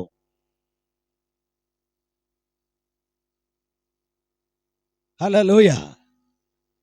ದೇವ್ರು ನಿನ್ನ ಕರೆದಿರೋದು, ದೇವ್ರು ನಿನ್ನ ಕರೆದಿರೋದು. ಹೇಳ್ರಿ ಐ ಆಮ್ ಸ್ಪೆಷಲ್ ಅಂತ ಹೇಳ್ರಿ. ಹಂಗಂತ ಹೇಳ್ಬಿಟ್ಟು ಪಾಪ ಮಾಡ್ಬಿಟ್ಟು ಐ ಆಮ್ ಸ್ಪೆಷಲ್ ಅಂದ್ರೆ ದೇವ್ರು ಒಂದಾಗ್ತಾರ. ಪರಿಶುದ್ಧರಾಗಿ ನಡೆಯುವಂತವ್ರು, ಜೀವಿಸುವಂತವ್ರು ಹೇಳ್ರಿ ಸ್ಪೆಷಲ್. ಯಾಕೆಂದ್ರೆ ಆ ಸ್ಪೆಷಲ್ ದೇವರನ್ನು ನೋಡುವಂಥದ್ದು. ಹಲ್ಲೆಲೂಯಾ. ಜೀವಂತವಾಗಿರುವಾಗಲ್ಲ ದೇವ್ರು ನೋಡ್ಬೇಕಾಗಿರೋದು. ಈ ಸ್ಪೆಷಲ್ ಒಂದು ಪ್ರತ್ಯೇಕತೆ ಇದೆ. ಈ ಸ್ಪೆಷಲ್ ಒಂದು ಪ್ರತ್ಯೇಕತೆ ಇದೆ. ಈ ಸ್ಪೆಷಲ್ ಸತ್ತ ಮೇಲೆ ದೇವರನ್ನು ನೋಡುವಂತವರಾಗಿರ್ತಾರ. ಹಲ್ಲೆಲೂಯಾ. ಸತ್ತ ಮೇಲೆನೆ ಪಿಕ್ಚರ್, ದೊಡ್ಡ ಪಿಕ್ಚರ್ ಓಪನ್ ಆಗೋದು. ಇದೆಲ್ಲ ಏನಿಲ್ಲ. ಆದ್ರೆ ನಿನ್ ಕಣ್ಣು ಮುಚ್ಚಕ್ಕಿಂತ ಮುಂಚೆ ಪರಿಶುದ್ಧವಾಗಿ ಕಣ್ಣು ಮುಚ್ಚಬೇಕು. ಪರಿಶುದ್ಧವಾಗಿ ಕಣ್ಣು ಮುಚ್ಚಿ ಕರ್ತನ್ ಬರೋ ದಿನದಲ್ಲಿ ನೀನ್ ಕಣ್ ತೆರೆಯೋದೇ ಬೇಡ. ಪರಿಶುದ್ಧರ ಕಣ್ಣು ತನ್ನಷ್ಟಕ್ಕೆ ತಾನೇ ಆ ದಿನದಲ್ಲಿ ಓಪನ್ ಆಗುತ್ತ. ಪರಿಶುದ್ಧರ ಕಣ್ಣು ಆ ದಿನದಲ್ಲಿ ತನ್ನಷ್ಟಕ್ಕೆ ತನ್ನ ಕಣ್ಣು ಓಪನ್ ಆಗುತ್ತೆ. ಯಾರ ಕಣ್ಣುಗಳೆಲ್ಲ ಓಪನ್ ಆಗಿ ದೇವರು ನೋಡ್ತಾರೋ ಅವರೆಲ್ಲರೂ ಕ್ರಿಸ್ತನೊಂದಿಗೆ ಅವ್ರ ಪರಲೋಕ ರಾಜ್ಯಕ್ಕೆ ಎತ್ತಲ್ಪಡ್ತಾರೆ. ಹಲ್ಲೆಲೂಯಾ. ಹಲ್ಲೆಲೂಯಾ. ಯಾರು ಪರಿಶುದ್ಧವಾಗಿ ಕಣ್ಣು ಮುಚ್ತಾರ ಅವ್ರು ದೇವ್ರನ್ನ ನೋಡ್ತಾರೆ. ಅದಕ್ಕೆ ಅವ್ರು ಸ್ಪೆಷಲ್. ಯಾರು ಪರಿಶುದ್ಧವಾಗಿ ಕಣ್ಣು ಮುಚ್ತಾರೋ ಪರಲೋಕ ರಾಜ್ಯದಲ್ಲಿ ಅವ್ರ ಕಣ್ಣು ತೆಗಿತಾರೆ. ಅದಕ್ಕೆ ಅವ್ರು ಸ್ಪೆಷಲ್. ಇನ್ನೊಬ್ಬರಿಗೆ ನೀನೇನ್ ಮಾಡಬಾರ್ದು. ನನ್ನ ದೇವ್ರ ಮಗ, ನನ್ನ ದೇವ್ರ ಮಗಳು, ಅವ್ರು 1 kg ಬಂಗಾರ ಹಾಕ್ತಾರೆ, ನಾನು ಅರ್ಧ kg ಬಂಗಾರ ಹಾಕ್ತೀನಿ. ಅದೇ ದೇವ್ರು ಅವಾಗೆಲ್ಲ ಮತ್ತೆ ಅವ್ರಿಗೆ ನೀನು ಹೋಲಿಸ್ಕೊಬಾರ್ದು. ಅವ್ರ ಓಟನೇ ಬೇರೆ, ಅವ್ರ ಓಟನೇ ಬೇರೆ, ನಿನ್ನೋಟನೇ ಬೇರೆ. ಬಟ್ ನೀನ್ ಸ್ಪೆಷಲ್. ದೇವರಿಗೆ ಸ್ಪೆಷಲ್ ಆಗಿರ್ಬೇಕು. ಎಷ್ಟು ಜನ ಹಸುಗಳು ಸಾಕಿದ್ರಿ?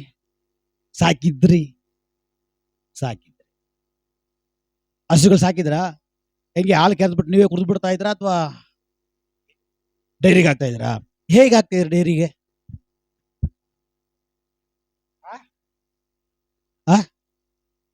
ಮನೆಗಳಿಗೆ ಡೈರಿಗೆ ಹಾಕ್ದವ್ರು ಜನ ಇದ್ದೀರಿ? ಓ, ಡೈರಿಗೆ ಹಾಕ್ತಿರಲ್ಲ, ಸರಿ, ಸ್ತೋತ್ರ. ಯಾರನ್ನಾದ್ರೂ ಒಬ್ಬರನ್ನಾದ್ರೂ ಇಕ್ಕಾರಲ್ಲ ದೇವ್ರು ನನಗಾಗಿ. ಈಗ ಇವ್ರು ಹಸು ಸಾಕಿದ್ದಾರೆ, ಹಾಲು ಕರೀತಾರೆ, ಈಗ ಡೈರಿ ತಗೊಂಡಾಗ ಹಾಕ್ತಾರೆ. ಈಗ ಡೈರಿ ತಗೊಂಡಾಗ ಹಾಕಿದ್ರೆ ಏನ್ ಕೊಡ್ತಾರೆ? ಕಾಸು ಕೊಡ್ತಾರೆ. ಈಗ ಆ ಡೈರಿ ಹಾಲೇ ತಗೊಂಡಿಲ್ಲ ಅಂದ್ರೆ ಕಾಸು ಕೊಡ್ತಾರಾ? ಕೊಡಲ್ಲ. ಈಗ ಹಾಲು ತಗೊಳ್ಬೇಕು ಸುಮ್ಮನೆ ತಗೊಂಡ್ಬಿಡ್ತಾರಾ? ಚೆಕ್ ಮಾಡ್ತಾರಾ? ಏನೆಲ್ಲ ಚೆಕ್ ಮಾಡ್ತಾರೆ? ಡಿಗ್ರಿ ಹಾಕ್ತಾರೆ. ಏನಾಗ್ತಾರೆ? ಆಮೇಲೆ ಬೇರೆ ಅರ್ಥ ಮಾಡ್ಕೊಂಡ್ಬಿಡ್ರಿ. ಏನಾಗ್ತಾರೆ? ಡಿಗ್ರಿ. ಏನಕ್ಕೋಸ್ಕರ ಡಿಗ್ರಿ ಹಾಕ್ತಾರೆ? ಬೆರಕೆನ ಪ್ಯೂರ್ ಅಂತ ಚೆಕ್ ಮಾಡ್ತಾರ್ರಿ. ಅರ್ಥ ಆಗಿಲ್ಲ? ಈ ಹಾಲು ಶುದ್ಧವಾಗಿದ್ಯಾ ಅಥವಾ ಬೇರೆ ಏನಾದ್ರೂ ನೀರ್ ಪೌಡರ್ ಗಿಡ್ರ್ ಮಿಕ್ಸ್ ಮಾಡಿದಾರ ಅಂತ ಚೆಕ್ ಮಾಡ್ತಾರ. ಒಂದು ಸ್ವಲ್ಪ ನೀರು ಇದ್ರೂ ಕೂಡ ಅದು ರಿಜೆಕ್ಟ್ ಮಾಡ್ತಾರ. ಅರ್ಥ ಆಗ್ತಾ ಇದೆ? ಅದು ಚೆಕ್ ಮಾಡಕ್ ಏನಿದೆ? ಡಿಗ್ರಿ ಇದೆ. ಈ ಲೋಕದಲ್ಲಿ ಡೈರಿ ಇಟ್ಟಿರೋ ಡೈರಿ ಅಪ್ಪನೇ ಅಷ್ಟು ಚೆಕ್ ಮಾಡಿ ಹಾಲು ತಗೊಳ್ಳುವಾಗ ರೇ, ನಾವು ಆರಾಧಿಸುವಂತ ದೇವರು ಪರಿಶುದ್ಧನು, ಪರಿಶುದ್ಧನು, ಪರಿಶುದ್ಧನು, ಮಾನ ಪ್ರಭಾವಗಳನ್ನು ಹೊಂದುವುದಕ್ಕೆ ಯೋಗ್ಯನಾಗಿ ಇರುವ ದೇವರಾಗಿದ್ದಾನೆ.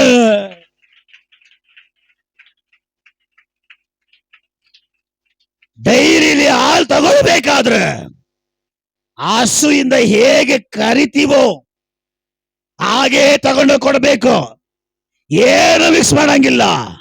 ಹಾಗೇನೆ ನಾವು ದೇವ್ರು ನೋಡ್ಬೇಕು ಅಂದ್ರೆ, ನಾವು ದೇವ್ರ ಕಾಣಬೇಕು ಅಂದ್ರೆ, ದೇವ್ರ ಪರಲೋಕ ರಾಜ್ಯಕ್ಕೆ ನಮ್ಮನ್ನ ಸ್ವೀಕಾರ ಮಾಡಬೇಕು ಅಂದ್ರೆ, ನನ್ನ ದೇವರು ಹೇಗೆ ಪರಿಶುದ್ಧವಾಗಿದ್ದಾನೋ ನಾವು ಕೂಡ ಹಾಗೆ ಪರಿಶುದ್ಧವಾಗಿರ್ಬೇಕು.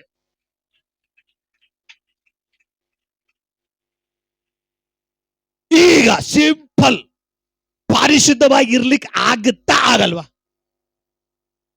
ಅಯ್ಯೋ, ಕಾಪಾಳಕ್ ದೇವ್ರು ಒಂದ್ ಹಾಕ್ಬಿಟ್ಟು ಗೊತ್ತಿಲ್ದಿರ ಹೊಡೆದು ಬಿಟ್ಟೆ. ಹಲ್ಲೆಲೂಯಾ. ಈಗ ಪರಿಶುದ್ಧವಾಗಿ ಇರ್ಲಿಕ್ಕೆ ಆಗುತ್ತಾ ಆಗಲ್ವಾ? ಆಗುತ್ತಾ ಆಗಲ್ವಾ? ಆಗುತ್ತಾ? ಹೇಗೆ?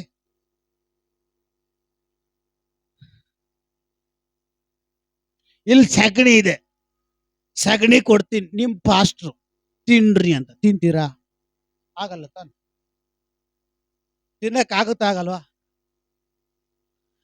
ಕೊಳ್ತೋಗಿರೋ ಹಣ್ಣು ನಿಮ್ ಕೈಯಲ್ಲಿ ಕೊಡ್ತೀನಿ, ನಿಮ್ ಪಾಸ್ಟ್ರು ತಿನ್ರಿ ಅಂತ, ಹುಳ ಬಿದ್ದೋಗಿದೆ, ತಿಂತೀರಾ? ಸುಲಭ ಅಲ್ವಾ? ಏನ್ ಮಾಡ್ತೀರಾ? ತಿನ್ನಂಗೆ ಎತ್ಕಂತೀರ. ಪಾಸ್ಟ್ರು ಕೊಟ್ಟರು, ಪಾಪ ಪಾಸ್ಟ್ರು ನೋಡ್ಸ್ಬಾರ್ದಲ್ಲ, ಪಾಸ್ಟ್ ತಿನ್ನಂಗೆ ಎತ್ಕಂತೀರ ಪಾಶ ಕಡೆ ಅಲ್ವಾ?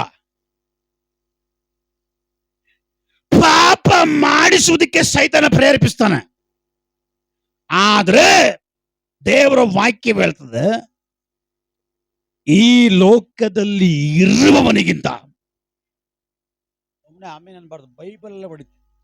ಹಲ್ಲೆಲೂಯಾ.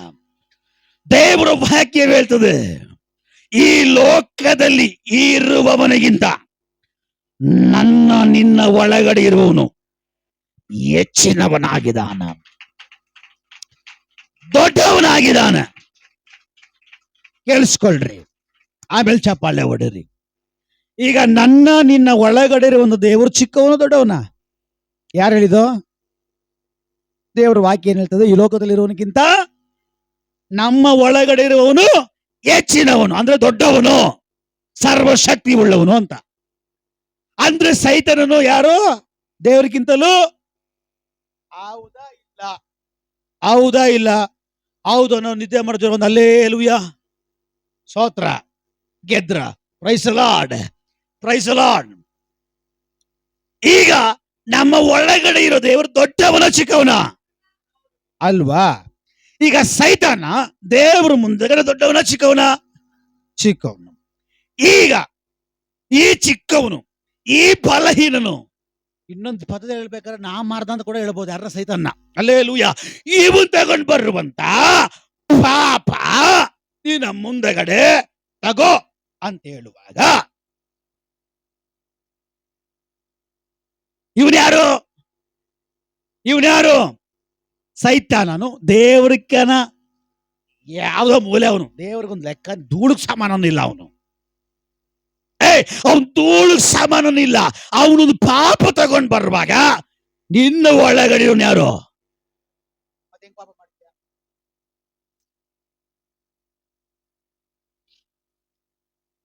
ಮತ್ತೆ ಹೆಂಗ್ ಪಾಪ ಮಾಡ್ತೀಯ?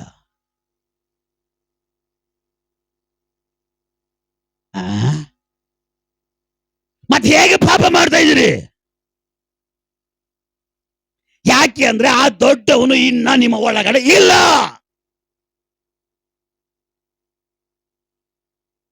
ಇದರ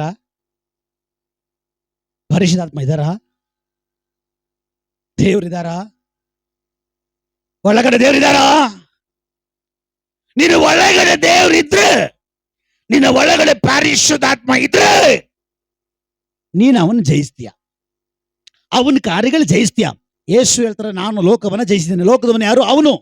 ಅವನು ನಾನು ಜಯಿಸಿದ ನಿಮ್ಮೊಳಗಡೆ ಇದ್ದೀನಿ, ನೀವು ಜೊತೆಲಿದ್ದೀನಿ, ನೀವು ಜಯಿಸಿದ ಅಂತ ದೇವರು ಹೇಳಿದ್ರು. ಪಾಪ ಹೇಗೆ ಮತ್ತೆ ಮಾಡ್ಲಿಕ್ಕೆ ಆಗ್ತಾ ಇದೆ ಪ್ರಯಾಣದಲ್ಲಿ? ಹೇಗೆ ಪಾಪ ಮಾಡ್ಲಿಕ್ಕೆ ಆಗ್ತಾ ಇದೆ? ಯಾಕೆ ಅಂದ್ರೆ ನಾವು ಇನ್ನ ಸಂಪೂರ್ಣವಾಗಿ ದೇವರಿಗೆ ಒಳಗಡೆ ಜಾಗ ಕೊಟ್ಟಿಲ್ಲ. ಕರೆಯಲ್ಪಟ್ಟಿದ್ದೇವೆ, ಕರೆ ಇದೆ ನಿಜ. ಯಾವಾಗ ಕರೆಯಲ್ಪಟ್ಟವೋ ಅಲ್ಲಿವರೆಗೂ ನಮ್ಮ ಮೇಲೆ ಅವನಿಗೆ ಕಣ್ಣಿರ್ಲಿಲ್ಲ. ಯಾರಿಗೆ? ಸೈತಾನನಿಗೆ. ಯಾವಾಗ ದೇವರು ನಮ್ಮನ್ನ ಕರೆದು ಬಿಟ್ರೋ ಅವಾಗ ಪಟ್ಟಣ ನಮ್ಮ ಮೇಲೆ ಕಣ್ಣಿಕ್ಬಿಟ್ಟ.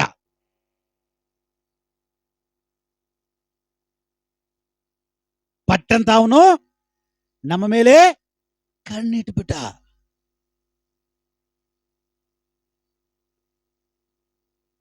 ಅದರ ವಾಕ್ಯ ಹೇಳ್ತದೆ, ಅವನನ್ನೇ ದೃಷ್ಟಿಸಿದವರ ಮುಖವು ಯಾವತ್ತಿಗೂ ಲಜ್ಜೆಗೀಡಾಗಲ್ಲ. ಪ್ರತಿದಿನ ಪ್ರತಿ ಕ್ಷಣ ನೀನು ಅವನ್ನ ನೋಡಿ ನಡಿಬೇಕು. ನೀನು ಅವನ್ ನೋಡಿ ಚಲಿಸ್ಬೇಕು, ನೀನು ಅವನ್ ನೋಡಿ ನಡಿಬೇಕು, ಅವನ್ ನೋಡಿ ಚಲಿಸ್ಬೇಕು, ಅವನ್ ನೋಡಿ ಜೀವಿಸ್ಬೇಕು. ಆ ರೀತಿ ಇದ್ರೆ ಯಾವತ್ತಿಗೂ ಅಷ್ಟೇ ಅವನ ಮುಂದೆಗಡೆ ನಿನ್ನ ಮುಖ ಲಜ್ಜೆಗೀಡಾಗೋದಿಲ್ಲ. ನಿನ್ ದೇವನು ನೋಡಿಕೊಂಡು ನಡೆಯುವ ನಿಮಿತ್ತವಾಗಿ ಅವನು ನಿನ್ನ ಸೋಲಿಸಕ್ಕಾಗಲ್ಲ. ನಿನ್ನ ಮುಖವು ಲಜ್ಜೆಗೀಡಾಗಲ್ಲ, ನಿನ್ನ ಮುಖವು ಪ್ರಕಾಶಗೊಳ್ಳುತ್ತೆ. ಇವತ್ತು ಎಷ್ಟೋ ಜನರ ಮುಖದಲ್ಲಿ ಪ್ರಕಾಶನೇ ಇಲ್ಲ. ಕಾರಣ ಪ್ರಕಾಶ ಕಳ್ಕೊಂಡ್ಬಿಟ್ರು. ಪ್ರಯಾಣ ಸುಮ್ಮನೆ ಅಲ್ಲ, ದೇವರ ವಾಗ್ದಾನ ನಮ್ಮ ಮೇಲಿದ್ದು ನಾವು ಪ್ರಯಾಣ ಮಾಡ್ತಾ ಇದ್ದೀವಿ. ದೇವರು ನಮ್ಮನ್ನ ಕರೆದಿದ್ದು ಪಾಪದಿಂದ ಬಿಡಿಸಿ ಪರಿಶುದ್ಧವಾಗಿ ನಡೆಸುವುದಕ್ಕಾಗಿ. ಪ್ರಾರಂಭದಲ್ಲಿ ಯೇಸು ಹತ್ರ ಬರುವಾಗ ಪಾಪ ತಗೊಂಡ್ಬಿಟ್ರು ಯೇಸು. ಅವ್ರು ಹೇಳಿದ್ರು, ಈಗ ಪರಿಶುದ್ಧವಾಗಿ ನಡೀರಿ ಅಂತ. ಈಗ ನಾವು ಪರಿಶುದ್ಧವಾಗಿ ನಡೀತಾ ಇದ್ದೀವಾ? ಮತ್ತೆ ಹೇಳೋದು, ದೇವರು ನಮ್ಮನ್ನ ಏನಕ್ಕೆ ಕರೆದ್ರು? ಈ ಜನಗಳ ತರ ಸಾಯ್ಸಾಕ, ಇಲ್ಲಿ ಸಾಯ್ಸಾಕ, ಅಲ್ಲೇ ಹಿಂದೂನಲ್ಲೇ ಇದ್ದಿದ್ರೆ ನಮ್ಮವರೆಲ್ಲ ಬಂದು ನಮ್ಮ ಎದೆ ಮೇಲೆ ಮಣ್ಣು ಹಾಕೋರು. ಇದಕ್ಕೆನ್ನ ಏಸಪ್ಪನ ಕಂಡುಕೊಂಡಿದ್ದು, ಇದಕ್ಕೆನ್ನ ಏಸಪ್ಪನ ನಾನು ಆರಿಸ್ಕೊಂಡಿದ್ದು. ಮಾಡಿಕೊಂಡಿರೋದು ನೀನು, ಗೊಣಗುಡ್ತಾ ಇರೋದು ನೀನು. ದೇವರು ನಿನ್ನ ಕರೆದಿದ್ದು ಪರಿಶುದ್ಧವಾದ ಪ್ರಯಾಣವನ್ನ ಮಾಡುವುದಕ್ಕಾಗಿ. ಪ್ರಯಾಣ ಮಾಡದೆ ಅರ್ಧದಲ್ಲಿ ಕಳ್ಕೊಂಡಿದ್ಯಾ? ಆದ ನಿಮಿತ್ತ ಮರಣಕ್ಕೆ ಸಮಾನವಾಗಿರುವ ಹೋರಾಟಗಳು, ಸಮಸ್ಯೆಗಳು, ಬಲಹೀನತೆಗಳು, ಹೋರಾಟಗಳು ಬರ್ತಾ ಇದ್ದಾವೆ. ಅದನ್ನು ಜಯಿಸಬೇಕಾದ್ರೆ ನಿನ್ನ ಕೈಲಿ ಸಾಧ್ಯ ಇಲ್ಲ. ಅದನ್ನು ಜಯಿಸಬೇಕಾದ್ರೆ ದೇವರ ಸಹಾಯದಿಂದಲೇ ಜಯಿಸಬೇಕು. ಅದಕ್ಕೋಸ್ಕರವಾಗಿ ಯಾರೆಲ್ಲ ಈ ಪ್ರಯಾಣದಲ್ಲಿ ದೇವರನ್ನ ಬಿಟ್ಟು ಪತ್ತೆ ಪಾಪವನ್ನು ಹೊತ್ತುಕೊಂಡು ನಡೀತಾ ಇದ್ದೀರೋ, ದೇವರು ಹೇಳ್ತಾ ಇದ್ದಾರೆ, ಈ ಪ್ರಯಾಣ ಭಯಂಕರವಾದ ಪ್ರಯಾಣ. ನೀನ್ ಪರಿಶುದ್ಧವಾಗಿದ್ರೆ ನೀನು ಸ್ಪೆಷಲ್. ಇತರ ಹಾಗೆ ನೀನ್ ಜೀವಿಸಂಗಿಲ್ಲ. ನೀನ್ ಸ್ಪೆಷಲ್ ಆಗಿರ್ತಿ, ನೀನ್ ದೇವರನ್ನ ನೋಡೋರಾಗಿರ್ತೀರಿ. ಇದುವರೆಗೂ ಆ ಹೋರಾಟ ಜಯಿಸಕ್ ಆಗ್ತಾ ಇಲ್ಲ ಅಂದ್ರೆ ಇವತ್ತು ಮನ ತಿರುಗಿ ದೇವರ ಹತ್ರ ಗೋಳಾಡಿ ಅರಿಕೆ ಮಾಡಿ ದೇವರ ಹತ್ರ ಹೇಳು, ದೇವರ ನೀನ್ ಪ್ರಯಾಣಕ್ಕೆ ಕರೆದೆ, ಆ ಪ್ರಯಾಣದಲ್ಲಿ ಸರಿಗೆ ನಾನು ಬರ್ದಿರಾ, ನಾನು ಹುಚ್ಚಾಟದಿಂದ ಏನೋ ಮಾಡೋಕ್ಕೋಸ್ಕರ, ಏನೋ ಕಾರ್ಯಕ್ಕೋಸ್ಕರ ನಾನು ಬಿದ್ದೋಗ್ಬಿಟ್ಟೆ, ನಾನು ಹೊಂದ್ಕೊಂಡ್ಬಿಟ್ಟೆ, ನಾನು ಅನುಭವಿಸ್ಬಿಟ್ಟೆ, ಈಗ ನನಗೆ ಶಿಕ್ಷೆ ಬಂದಿದೆ, ನನ್ನ ಬಿಡಿಸು, ನನ್ನ ಬಿಡಿಸು ದೇವರೇ, ನಾನು ಬಿಡಿಸಪ್ಪ. ಅದು ನನ್ನ ಕೈಲಿ ಆಗ್ತಾ ಇಲ್ಲ ದೇವರೇ. ಬರೀ 14-17 ದಿವಸದ ಪ್ರಯಾಣ 40 ವರ್ಷ ಹೋಗ್ತಾ ಇದೆ. ಆ ಕಷ್ಟ ಬಂದಿದ್ದು ಇವತ್ತಿಂದ ನಾಳೆಗೆ ಹೋಗ್ಬಿಡಕ್ಕೋಸ್ಕರ ಆ ಕಷ್ಟ ಬಂದಿದ್ದು. ಬಟ್ ಆ ಕಷ್ಟ ಬಂದು ಅನೇಕ ದಿವಸಗಳಾಯ್ತು, ಹೋಗ್ತಾ ಇಲ್ಲ. ಆ ಸಮಸ್ಯೆ ಇವತ್ತು ಬಂದು ಸೂರ್ಯ ಮುಳ್ಳುಗಷ್ಟುಗಳು ಓಡ್ಬೇಕಾಗಿತ್ತು, ಆದ್ರೆ ಅದು ಇನ್ನೂ ಹೋಗ್ತಾ ಇಲ್ಲ. ಅನೇಕ ವರ್ಷಗಳು ಎಳ್ಕೊಂಡು ಹೋಗೋದ ಕಾರಣ ನಿನ್ ಪಾಪ, ನಿನ್ ನಡೆ, ನಿನ್ ನುಡಿ, ನಿನ್ ಕ್ರಿಯೆ, ಬೇಡವಾದ ನಿನ್ನ ತೀರ್ಮಾನ. ಕ್ಷಣ ಮಾತ್ರದಲ್ಲಿ ಅಳಿದು ಹೋಗಬೇಕಾದ ಹೋರಾಟ ಸಮಸ್ಯೆ ಅನೇಕ ವರ್ಷಗಳಿನೊಟ್ಟಿಗೆ ಬರ್ತಾ ಇದೆ. ಯಾಕೆ? ದಾರಿ ತಪ್ಪಿದ್ಯಾ, ಮಾರ್ಗ ತಪ್ಪಿದ್ಯಾ, ಅದು ಎಲ್ಲಿ ತಪ್ಪಿದ್ಯೋ ಅದನ್ನ ತಿಳ್ಕೋ. ತಿಳ್ಕೊಂಡು ಮತ್ತೆ ನಿನ್ನ ಕಾಲು ಅವನ ಮಾರ್ಗದಲ್ಲಿ ಇಡು. ಅವನ ಮಾರ್ಗದಲ್ಲಿ ನಡಿ. ಅವನ ಮಾರ್ಗದಲ್ಲಿ ನಡೆಯುವಾಗ ನಿನ್ ಕಷ್ಟ ಇಲ್ಲ. ಕಷ್ಟ ಬಂದ್ರು ಕೂಡ ನಿನಗೆ ಕಷ್ಟ ಅನ್ಸಲ್ಲ. ಯಾಕಂದ್ರೆ ನಿನ್ನ ಆಳ್ವಿಕೆ ಮಾಡೋದು ಪರಿಶುದ್ಧಾತ್ಮ ಆಗಿರ್ತಾರ. ಎಲ್ಲರೂ ಒಪ್ಪಿಸ್ಕೊಡ್ರಿ. ಪರಿಶುದ್ಧನಾಗಿರೋ ದೇವರೇ, ಪ್ರಾರಂಭ ದಿನಗಳಲ್ಲಿ ಬಂದಾಗ ಒಳ್ಳೆ ಆಶೀರ್ವಾದ ನನ್ನ ಜೀವನದಲ್ಲಿ ನನ್ನ ಬದುಕಲ್ಲಿ ನೀನು ಮಾಡಿದೆ. ಬಟ್ ನಾನು ಅದನ್ನು ತೆಗೆದುಕೊಂಡು ಮಿಸ್ಯೂಸ್ ಮಾಡಿಕೊಂಡು ನೀನು ಹೇಳಿದೆ, ನಿನ್ನ ಹೊರೆ ನಾನು ಹೊತ್ತುಕೊಂಡಿದ್ದೇನೆ, ಇದಕ್ಕೆ ಮೇಲೆ ಈ ಮಾರ್ಗದಲ್ಲಿ ಪರಿಶುದ್ಧವಾಗಿ ನಡಿ ಅಂತ ನೀನು ಹೇಳಿದೆ. ಆ ಮಾರ್ಗದಲ್ಲಿ ನಡಿಬೇಕಾಗಿತ್ತು. ಆಗ್ದಿರ ಮತ್ತೆ ಹಳೇ ಮಾರ್ಗದಲ್ಲಿ ನಡೆದು ಬಿಟ್ಟೆ. ಆದ ಕಾರಣ ಇವತ್ತು ನಡಿ ಬೀದಿಯಲ್ಲಿ, ನಡಿ ದಾರಿಯಲ್ಲಿ ಅರ್ಧ ಬರ್ಧ ಪ್ರಯಾಣದಲ್ಲಿ ತಗಲಾಕೊಂಡು ಒದ್ದಾಡ್ತಾ ಇದ್ದೇನೆ.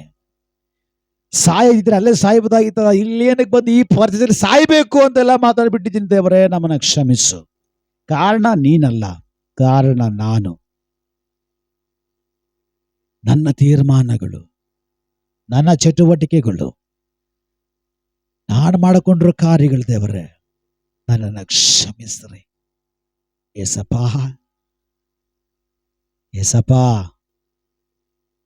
ಮತ್ತೆ ಪ್ರಾರಂಭ ದಿನಗಳಲ್ಲಿ ನನ್ನ ಮೇಲಿದ್ದಂಥ ಹೊರೆಯನ್ನ ನಿಮಗೆ ಕೊಟ್ಟುಬಿಟ್ಟು ಈಗ ನಾನು ಪರಿಶುದ್ಧವಾಗಿದ್ದೀನಿ ಅಂತ ತಿಳ್ಕೊಂಡು ಮತ್ತೆ ಆ ಹೊರೆ ನಾನೇ ಎತ್ಕೊಂಡ್ಬಿಟ್ಟೆ. ಈಗ ನನ್ನ ಮೇಲೆ ಪಾಪದ, ಶಾಪದ, ದರಿದ್ರದ ಹೊರೆ ಇದೆ ಅಪ್ಪ. ಏಳಿಗೆ ಕಾಣ್ಲಿಕ್ಕೆ ಆಗ್ತಾ ಇಲ್ಲ, ಬೆಳವಣಿಗೆ ಕಾಣ್ಲಿಕ್ಕೆ ಆಗ್ತಾ ಇಲ್ಲ, ಬೆಳಕು ಕಾಣ್ಲಿಕ್ಕೆ ಆಗ್ತಾ ಇಲ್ಲ, ಸಮೃದ್ಧಿ ಕಾಣ್ಲಿಕ್ಕೆ ಆಗ್ತಾ ಇಲ್ಲ, ಆತ್ಮೀಕದಲ್ಲಿ ಬೆಳೀಲಿಕ್ಕೆ ಆಗ್ತಾ ಇಲ್ಲ, ಅಭಿಷೇಕ ಹೊಂದ್ಕೊಳ್ಳಿಕ್ಕೆ ಆಗ್ತಾ ಇಲ್ಲ, ದೇವರ ಆತ್ಮನ ಸಹವಾಸದೊಟ್ಟಿಗೆ ನಡಿಲಿಕ್ಕೆ ಆಗ್ತಾ ಇಲ್ಲ. ಕಾರಣ ಮತ್ತೆ ಹೊರೆ ನನ್ನ ಮೇಲ್ ಬಂದ್ಬಿಟ್ಟಿದೆ. ದೇವರೇ, ಇದೊಂದಕ್ಕೆ ಅವಕಾಶ ನನಗೆ ಕೊಡ್ತೀರಪ್ಪ. ಇವತ್ತೊಂದೇ ಒಂದು ಅವಕಾಶ ನನಗೆ ನೀವು ಕೊಡ್ತೀರಾ. ಆ ಹೊರೆ ಇವತ್ತೊಂದು ಸಾರಿ ತಗೊಂಡ್ಬಿಡು ದೇವರೇ. ಆ ಹೊರೆ ಇವತ್ತೊಂದು ಸಾರಿ, ಇವತ್ತೊಂದು ದಿನ ಅಪ್ಪ ನನ್ನಿಂದ ತಗೊಂಡ್ಬಿಡು ದೇವರೇ. ಆ ಹೊರೆ ಎತ್ಕೊಂಡ್ಬಿಡೆ ಸಪ್ಪ. ನನಗೆ ವಿಶ್ರಾಂತಿ ಬೇಕು ದೇವರೇ, ನನಗೆ ವಿಶ್ರಾಂತಿ ಕೊಡ್ರಿ. ಆ ವಿಷಯದಲ್ಲಿ ನೀವು ಯಾವುದಕ್ಕಾಗಿ ನನ್ನ ಕರೆದಿದ್ದೀರೋ ಆ ಕರುವಿಕೆಗೆ ನಾನು ಓಡ್ತೇನೆ, ಅದಕ್ಕಾಗಿ ನಿಲ್ತೇನೆ, ಜೀವಿಸ್ತೇನೆ. ಕೃಪೆ ಮಾಡ್ರಿ. ಇಲ್ಲಿವರೆಗೂ ನೀವು ಮಾತಾಡಿ ನಡೆಸಿದಕ್ಕಾಗಿ ಸ್ತೋತ್ರ, ನನ್ನ ಬಿಡಿಸಿದಕ್ಕಾಗಿ ಸ್ತೋತ್ರ, ಮಾತಾಡಿದಕ್ಕಾಗಿ ಸ್ತೋತ್ರ. ಮಹಿಮೆ ಮಾತ್ರ ನಿಮ್ಮೊಬ್ಬರಿಗೆ ಅಪ್ಪ. ಯೇಸುವಿನ ನಾಮದಲ್ಲಿ ಬೇಡಿ ನಾನು ಬಿಡುಗಡೆ ಹೊಂದಿಕೊಂಡಿದ್ದೇನೆ. ಜೀವ ಉಳ್ಳ ತಂದೆಯೇ, ನಮ್ಮ ಕರ್ತನಾದ ಯೇಸು ಕ್ರಿಸ್ತನ ಕೃಪೆಯು, ನಮ್ಮ ದೇವರ ಪ್ರೀತಿಯು, ಪವಿತ್ರಾತ್ಮನ ಅನ್ಯೋನ್ಯತೆಯು ನಾ ಪ್ರಾರ್ಥನೆ ಮಾಡಿದ ವಿಷಯಗಳ ಮೇಲೆ ಸೇರಿ ಬಂದ ದೇವರ ಮಕ್ಕಳ ಮೇಲೆ, ಎಲ್ಲ ಪರಿಶುದ್ಧಗಳ ಮೇಲೆ ಯೇಸು ಕ್ರಿಸ್ತನ ಬರಣ ತನಕ ಆವಿರಲಿ. ಜಯ ಕೊಟ್ಟ ದೇವರಿಗೆ ಜಯದ ಘೋಷ. ಅಲ್ಲೇ